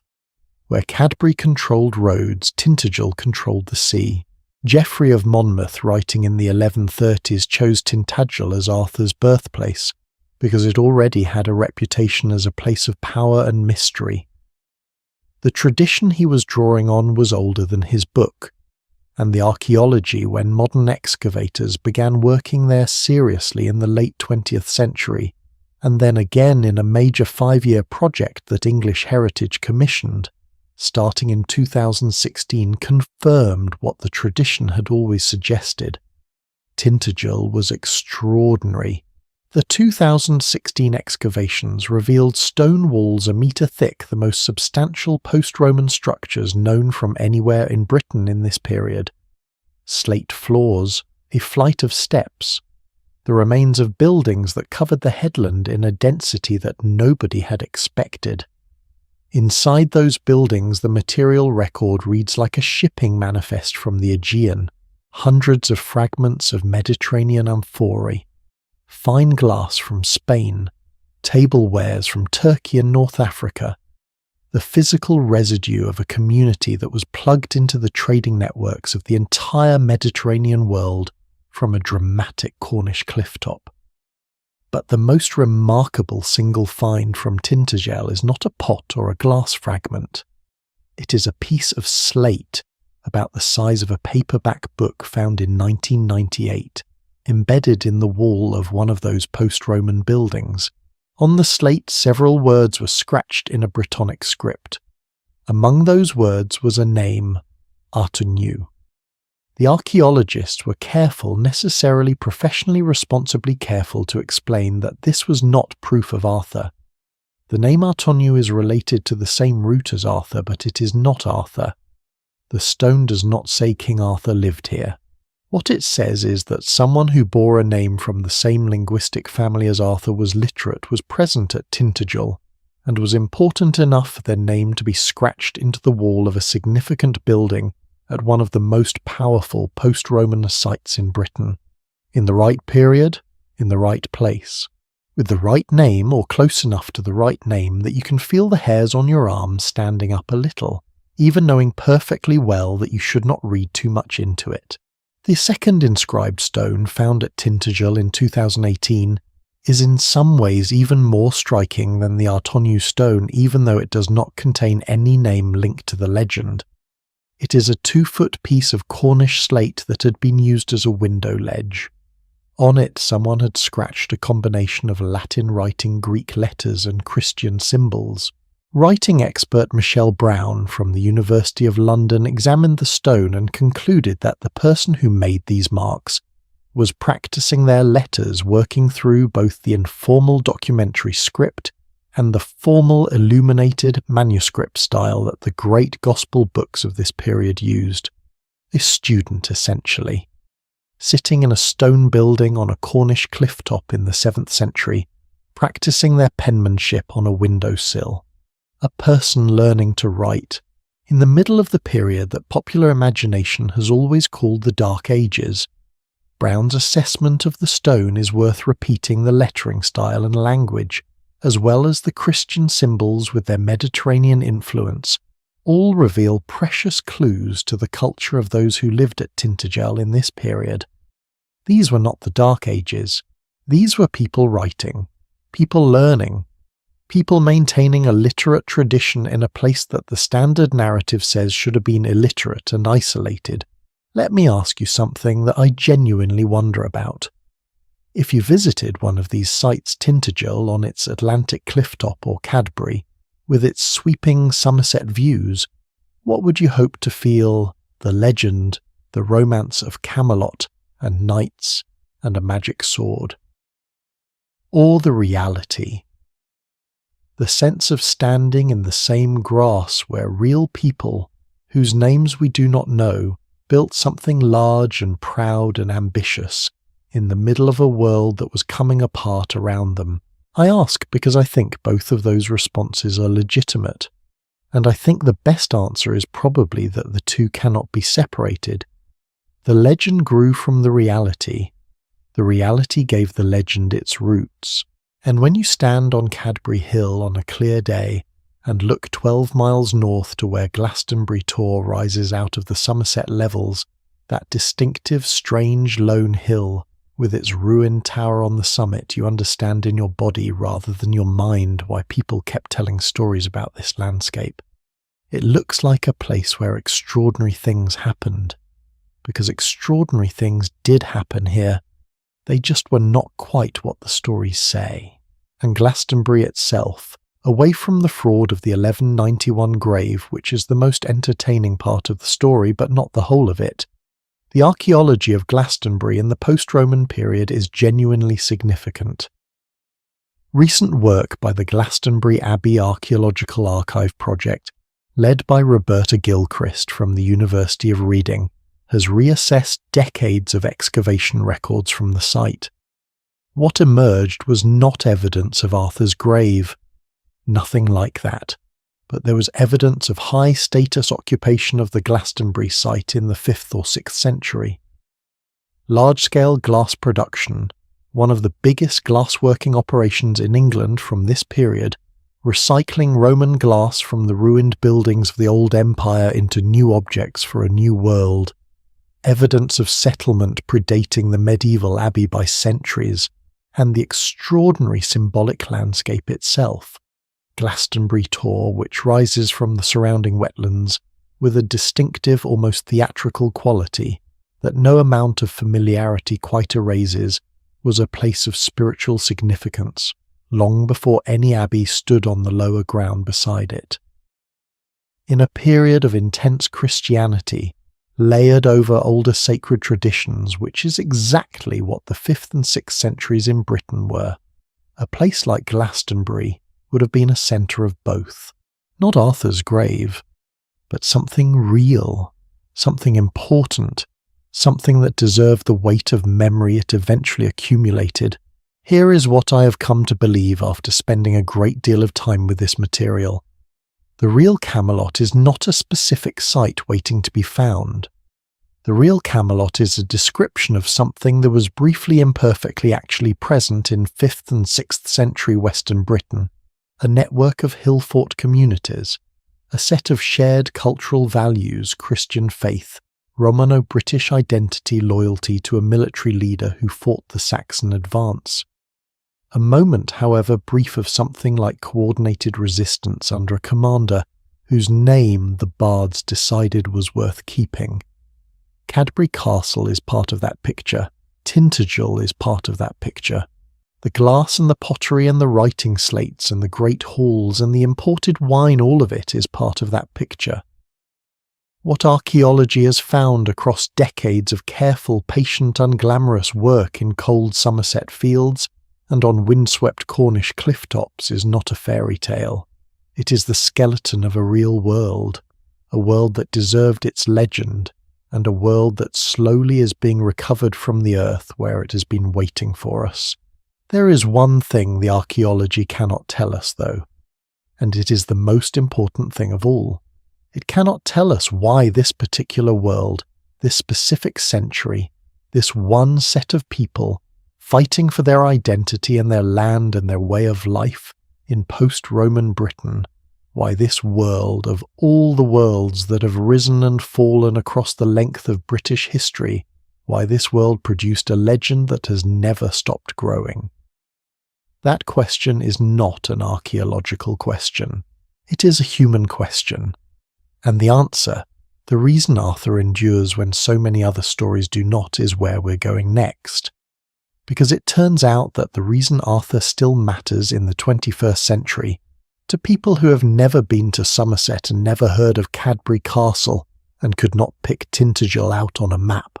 That reason is as old as the human need to believe that in the darkest and most uncertain of times, someone can hold the broken pieces together long enough for something worth saving to survive. Let us get something out of the way immediately. There was no shining armour. There were no gleaming knights in full-plate mail lances, levelled banners, streaming, riding across a field in perfect formation, while a court watched from velvet-draped pavilions. That image, the one burned into us by every film, every painting, every illustrated edition of the Arthurian romances, belongs to the 12th century at the earliest. It describes the military technology and aesthetic of medieval France, filtered through the imagination of French poets who were writing about a world they had invented out of fragments of a world they did not understand. The actual warriors of 5th and 6th century Britain looked nothing like that, and the reality of what they did look like, what they wore, how they fought, what they believed about loyalty and death. And the point of it all is in some ways more interesting than the fantasy. Not prettier, definitely not cleaner, but more interesting. Start with the sword. Because if there is one object that connects the real world of Arthurian Britain to its legend, it is the sword. Not Excalibur, that is the legend's version. The real version was the spatha. The spatha was a long, straight, single or double-edged blade that had been the standard sidearm of the Roman cavalry, and by the late imperial period of most Roman soldiers regardless of branch. When the legions withdrew from Britain, they took a great deal with them, but the spatha and the military tradition it represented stayed behind in the hands of the local warrior class that had either served alongside Roman units or trained in their shadow. A Roman-era spatha was approximately 34 inches long, well-balanced, designed for both cutting and thrusting. Not particularly ornamented on the working ones, the ceremonial parade swords were another matter entirely, but beautifully made. The metallurgical tradition that produced them was sophisticated enough that the blade quality was not dramatically inferior to anything the Saxon invaders brought with them, and this matters for understanding the military balance of the 5th century. The British warriors who opposed the Saxon advance were not technologically outmatched. They had the same basic weapons. They had, if anything, a more sophisticated logistical tradition inherited from the Roman system. What they did not have as the decades passed and the Saxons kept coming was enough of them. Numbers were the problem. The numbers were always the problem. But it was not pure infantry with swords. Here is where the military history of this period gets genuinely fascinating and genuinely contested. The title that Nennius and later writers following him gave to the British war leader at Baden was Dux Bellorum. In Latin, this means leader of battles, or more precisely, the person who leads the battles, not a king, not a hereditary ruler tied to a single territory, something more mobile, more functional, a commander who moved between the kingdoms fighting where he was needed. That word dux has a specific military pedigree. In the late Roman army, a dux-commanded mobile field forces the elite professional soldiers who were kept in reserve rather than tied to static garrison duty. The dux was the kind of officer who went where the threat was fought it and moved on. If there was a real historical figure behind Arthur, this title suggests something very specific about how he operated. He was mobile, he moved fast, and that means cavalry. The cavalry of post-Roman Britain was not the armoured chivalry of a later age, but it was not nothing. The late Roman military tradition that Britain had inherited included significant mounted forces, javelin-armed cavalry, capable of both skirmishing at range and charging home with spear or sword when the moment was right. These were not the slow, heavily armoured knights of the medieval imagination. They were lighter, faster, more flexible, and they were in a landscape of small kingdoms and fluid frontiers enormously valuable. Think about the geography. Britain in the 5th century had no unified road maintenance program, but the Roman road still existed cracked and increasingly overgrown in places but still broadly usable.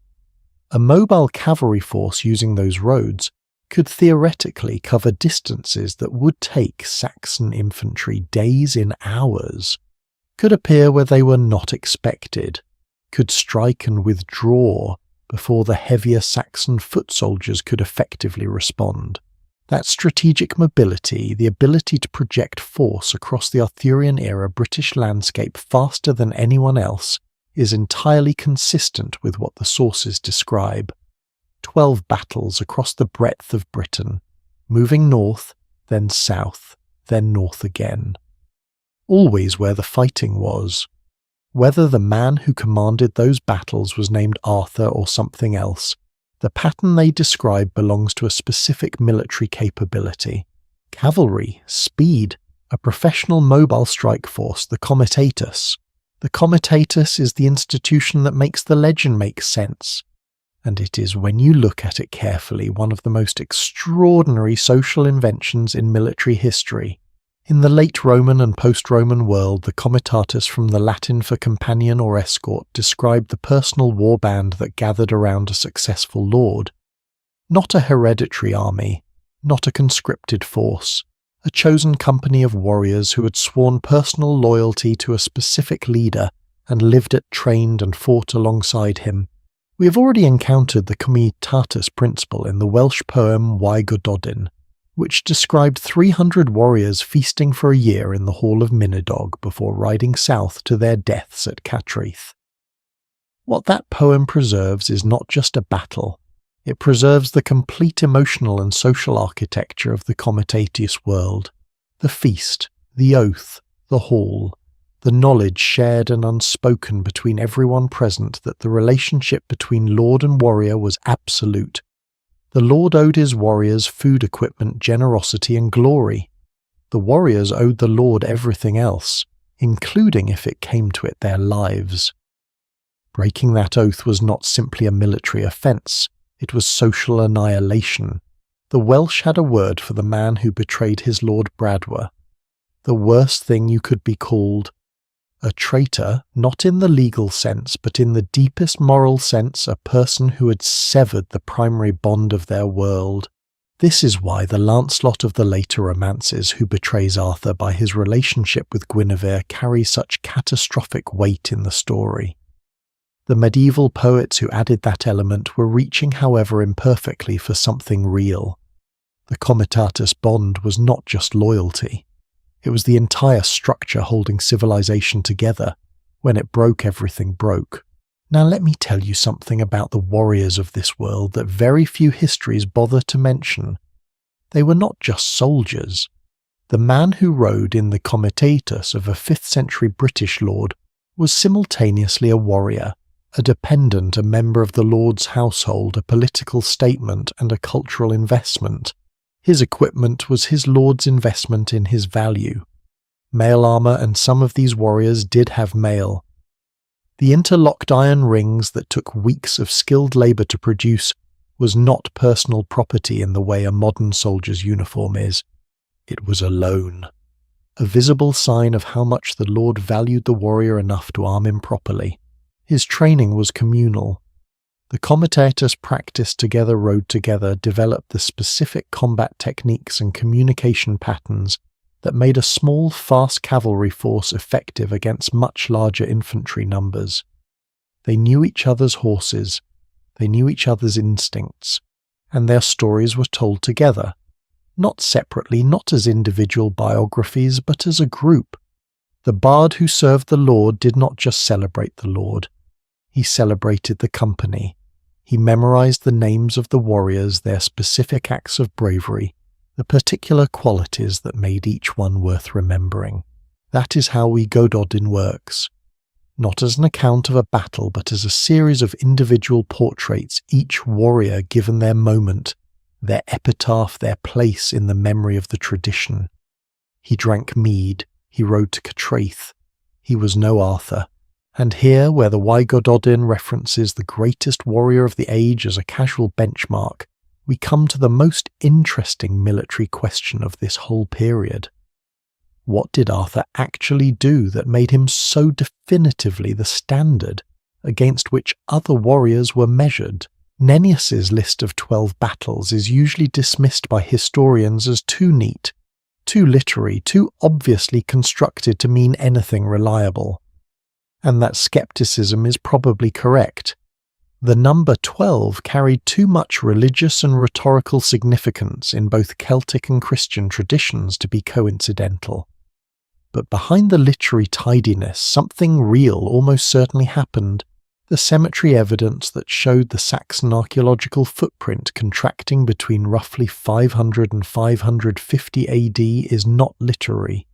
It is physical. The Saxons who had been pushing steadily westward through the late 5th century appear to have been pushed back or at least halted for a generation in the early 6th century. Something caused that, whether it was one leader or several, whether the man's name was Arthur or Ambrosius or some combination of both, whether he commanded from horseback at the head of a comitatus or organised the combined militia forces of several British kingdoms. The question of exactly who achieved what the archaeology confirms was achieved is simply not answerable with what we have. What is answerable is this: it worked. For a generation it worked. And the people who benefited from it, the families who survived the monasteries that kept their books, the bards who kept their poems, the craftsmen who made their brooches, and the women who raised their children in the breathing space that someone bought for them at Badon, those people did not forget. I want to give you a portrait of what a real 5th century British warrior looked like, because the physical reality is so different from the legend that it deserves careful attention. He was probably shorter than a modern man. The skeletal evidence from this period averages around 5 feet 6 inches for adult British males, though there is significant individual variation. He rode a horse that was itself smaller than a modern cavalry horse. The native British horses of the 5th century were closer in size to what we would now call a large pony. Tough, sure-footed, well-suited to the muddy, hilly terrain of Western Britain, but not the great war horses of later medieval imagery. He wore no stirrups. Stirrups had not yet arrived in Western Europe. He rode using a Roman-style saddle with 4 horns, rigid projections at the corners that provided stability without the stirrup by allowing the rider to brace against them. It sounds precarious. With practice it was not.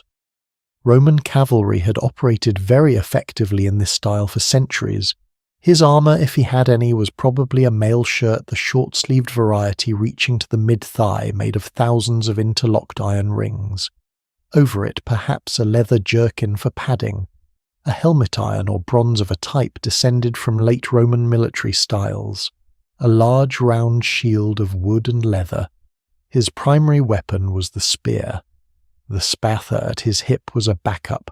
He looked, in other words, roughly like a well-equipped late Roman auxiliary soldier. Which makes historical sense. He was in many ways exactly that. The heir to a military tradition that had been developing in Britain for 3.5 centuries of Roman occupation adapted to the specific conditions of a post-imperial landscape. Not shining, not gleaming, real. A question for you if you're still with me in this quiet hour. What does it feel like to fight for something when you do not know if it is going to work? Not the retrospective heroism of knowing that the battle mattered.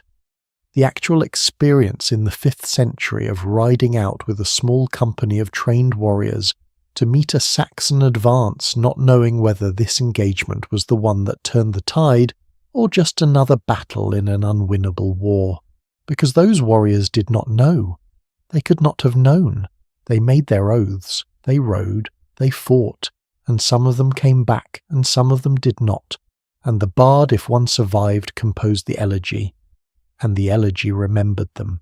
That is the entire mechanism of how warriors become legends, not the victory, not even the defeat, the act of remembering, the choice to say this person fought, this person died. And the thing they fought for mattered enough that we are going to keep saying so. There is one final thread I want to pull before we move on. The Sarmatians. In 175 AD, the Emperor Marcus Aurelius defeated a tribe of nomadic cavalry people from the Eurasian steppe called the Azighs Sarmatians. As part of the peace terms, 5,500 Sarmatian cavalry warriors were sent to Britain to serve in the Roman army. They were settled eventually at a fort called Bremetenacum, modern Ribchester in Lancashire. For decades, a unit of Sarmatian veterans and their descendants was documented at that site. By the late Roman period, the document known as the Notitia Dignitatum, a sort of bureaucratic snapshot of imperial military dispositions, still records a unit of Sarmatian cavalry at Bremetenacum. When the Roman administration withdrew, the Sarmatian veterans stayed. Their military tradition, the heavy cavalry tactics of the Eurasian steppe, adapted to British conditions over generations of service, did not disappear when the legions left. It survived in the skills and knowledge of a community of cavalry specialists who were already settled in Britain, who had children and grandchildren in Britain, who had every reason to contribute their particular expertise to the defence of the island they now called home. The theoretical connection between these Sarmatian cavalry veterans and the historical kernel of the Arthur legend is one of the more seductive hypotheses in Arthurian scholarship. It remains genuinely speculative, the evidence is suggestive rather than conclusive, and serious historians treat it with appropriate caution. But consider, a mobile cavalry force, trained in a tradition that reached back to the Eurasian steppe, settled in Britain for over 2 centuries, with descendants who had grown up knowing how to ride, how to fight from horseback, how to operate as a fast-moving strike force, in a post-Roman Britain where that specific capability, speed mobility, the ability to appear where the enemy did not expect, was precisely what the defence of the Western kingdoms required. The Sarmatian connection may not be provable, but it is not nothing. The warriors of 5th century Britain were real men living in an extraordinarily difficult time. They were not the knights of medieval romance. They were the inheritors of a military tradition that stretched from the Eurasian steppe through the Roman legions to the hillforts of Somerset, carrying their swords and their oaths, and their deeply felt obligation to the lord who had housed and fed and armed them. They were in the end loyal to something larger than themselves. Whether that something was a specific man named Arthur, or an idea, or a tradition, or simply the stubborn human refusal to give up the landscape that their grandparents had called home? They were loyal to it. And their loyalty was remembered, because loyalty, when it is real, is always remembered. We have walked through the world of Arthurian Britain now in almost its full extent. The hillforts and the feasting halls, the women with their land rights and their healing knowledge, the Saxons negotiating the same ground as the Britons, the faith layered over older faith, the bards keeping the names alive, the archaeologists finding in the cold Somerset soil the physical evidence of something large and ambitious and real, and the warriors who made an oath and kept it. What we have not yet asked is the question that everything else has been building toward. Why does any of this still matter? Why is Arthur, of all the kings and warriors and heroes who have risen and fallen across the length of British history, still here? Why does this particular legend of a man who may not have existed from a century that barely left any records in a political situation that most people could not accurately describe, why does it still speak to us? That question is the last one, and its answer might be the most unexpected thing in this entire story. We have come a long way tonight. From the last flickering of Roman civilization on a rain-soaked British island, to the timber halls and the sacred springs through the feasting tables, and the warrior oaths past the abbesses and the healers and the bards who kept impossible volumes of memory inside their finite human minds. And now we arrive at the question that has been waiting patiently at the end of everything. Why does any of this still matter? Not in the academic sense, not in the sense of historical preservation or cultural heritage, or the responsible stewardship of the past. In the personal sense. Why does a man who may not have existed from a century almost entirely without records in a political situation that most people alive today could not even accurately summarize, why does this particular story still catch in the throat after 1500 years? Let me give you the honest answer first before I give you the beautiful one. The honest answer is Arthur survives because he was useful. Every era that has kept the legend alive did so for its own specific reasons, and those reasons were almost never purely aesthetic. Geoffrey of Monmouth, writing in the 1130s for an audience that included the Anglo-Norman court of King Stephen, shaped Arthur as a great British emperor, a conqueror who had united the island's warring kingdoms under one banner and extended his reach across Europe. This was not an accident. The Anglo-Norman kings needed a legitimating British mythology, a king who predated the Saxon conquest, who represented something older and grander than the patchwork of competing claims that made up 12th century English politics was politically convenient in ways that Geoffrey understood perfectly. 200 years later, Edward I, the king who waged a brutal campaign to subjugate Wales, deliberately invoked Arthurian imagery to frame his conquest as the reunification of a great British tradition rather than the military suppression of a people. He held Arthurian tournaments. He claimed to have found Arthur's crown in Wales in a piece of theatrical appropriation that the Welsh, who had kept the legend alive precisely as a symbol of resistance to this kind of English aggression, would have found bitterly ironic. Then Tennyson, writing his Idylls of the King across the mid-19th century, shaped an Arthur who embodied the moral aspirations of the Victorian age, Christian virtue, chivalric restraint, the tragic gap between noble ideal and human failure, an Arthur for an age of imperial confidence and moral anxiety, when Britain was the most powerful nation on earth and was beginning to wonder if it deserved to be.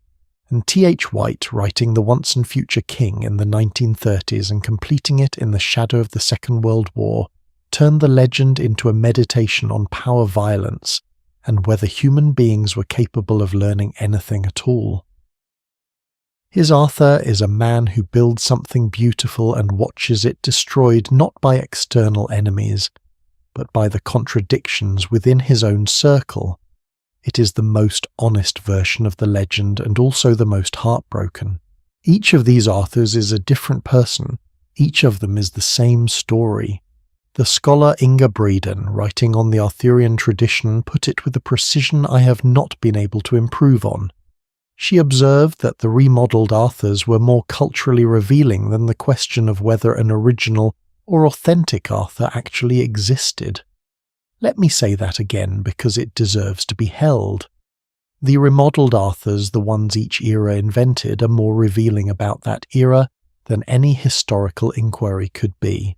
What a generation does with the legend of Arthur tells you what that generation most fears, most desires, and most needs to believe is possible.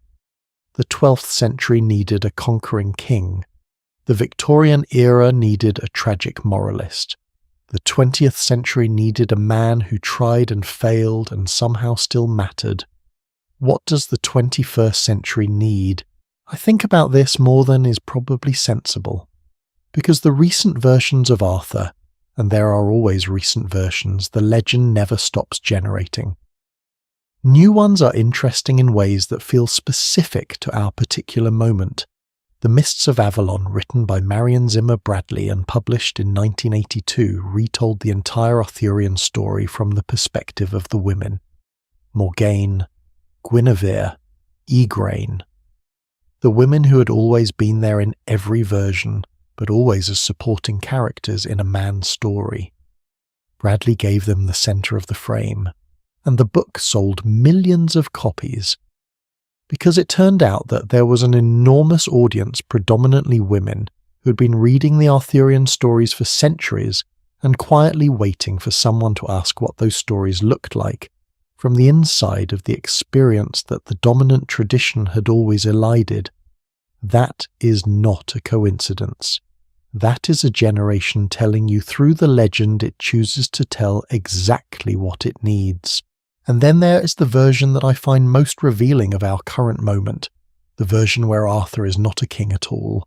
The recent film and television retellings, and there have been many including the BBC series Merlin, that ran from 2008 to 2012, which has apparently required viewing for an entire generation of people who now have strong feelings about Camelot, have consistently moved toward a younger Arthur. An Arthur who has not yet become what he is supposed to become, who is uncertain and makes mistakes and learns slowly. An Arthur in the process of becoming. That version speaks, I think, to the anxiety of a generation that has been told it is supposed to have everything figured out and is discovering repeatedly that nobody does. The young Arthur who does not know yet what kind of king he will be is not a medieval figure. He is us. But here is the beautiful answer to the question I asked at the beginning. Underneath all of the specific political uses, underneath all of the cultural remodelling and literary reinvention, underneath the Victorian moralism and the feminist reimagining and the anxious millennial versions and all the rest, there is one thing that has never changed. Not once.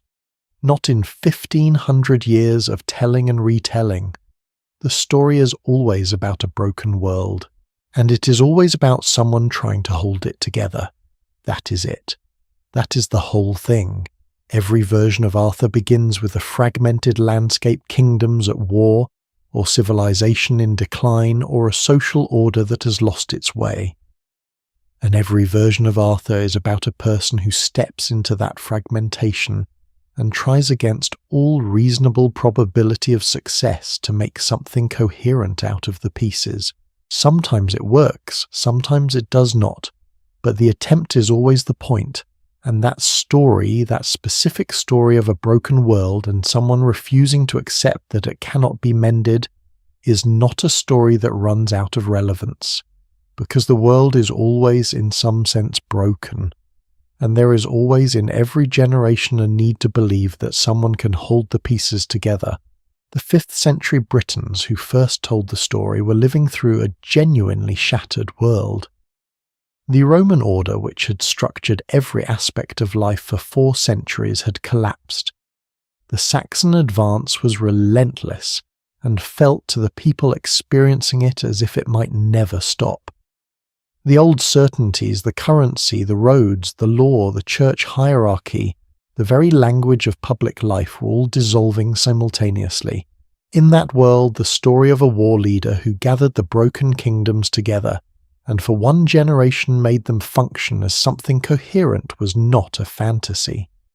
It was the most important true thing anyone had to say. The legend is not the man. The legend is what the man meant to the people who needed him to have existed. And that meaning, that specific, irreducible human meaning, has never gone away. I want to end with something physical, something you can go and stand in front of if you're ever in Somerset on a clear day. Stand at the foot of Cadbury Hill and look up.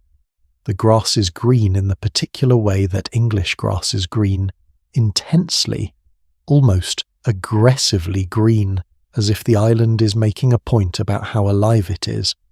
The earthworks are still there, the 4 rings of ancient ramparts worn down by 15 centuries of weather, but absolutely unmistakable in the landscape.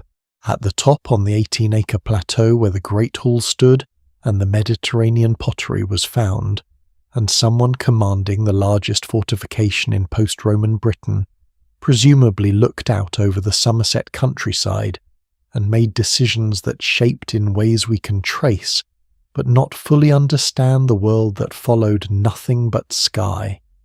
And 12 miles to the north, Glastonbury Tor rising from the levels, and beyond that somewhere the ocean, and somewhere in between all of that, in the grey light and the green field and the wind moving across the same grass that was moving across it 1,500 years ago, the ghost of something that may or may not have been a king, who held something together just long enough. There is a phrase in Welsh that has survived from this period: Brenin I Brython, King of the Britons, not King of Britain, King of the Britons, the people, the stubborn, complicated, two-world inhabiting, spring-visiting, bard-listening, law-preserving, ember-keeping people who lived through the most difficult transition their island had ever faced and came out the other side still knowing who they were. Whoever first earned that title, and whether his name was Arthur or something we will never know, earned it not by conquest but by choosing in the darkest possible hour to stay, to fight, to hold, and to let the bards remember. Tonight we have walked through an entire world that most people never think about, a world of sacred springs and timber halls, and women whose legal rights were eroded by the very historians who were supposed to be recording them. A world of warriors riding without stirrups and monks writing in cold scriptoria and ordinary families banking their fires carefully against the night so that the ember was still there in the morning. A world that was real, a world that mattered, a world that gave us one of the most enduring stories in the history of human imagination. Not because it was perfect, not because it ended well, not because Arthur won, but because the people of that world refused to let it be forgotten. They kept the fires burning. They kept the names alive. And now, 15 centuries later, on a quiet evening, with your blanket pulled close, and the world outside going dark and still, you know their names too. Thank you. Genuinely, from whatever quiet place I occupy in the making of these stories, thank you for spending this time with the people of Arthurian Britain, for listening past the legend to the real lives underneath it, for caring about a woman who tended her fire before dawn in a roundhouse in Somerset in the year 480 AD, whose name we will never know, who nonetheless left something of herself in the world we are living in now. That kind of attention is rare, and it matters. If tonight's journey stayed with you in some way, if you found yourself thinking about something you had never quite thought before, or feeling something you'd not expected to feel for a world this old and this far away, please take a moment to leave that in the comments. Not because the numbers matter, because the conversation matters, because when you share what a story meant to you, you are doing exactly what the bards did. You are keeping something alive. And if you would like to be here for the next story, the next world, the next set of real lives that most people walk past without ever knowing they existed, then stay close. because there are more fires to sit beside, more names to learn, more worlds waiting just beneath the surface of the familiar for someone to look at them properly. The next one is already waiting. Sleep well tonight. And remember, somewhere out there on a green hill in Somerset, the ember is still warm,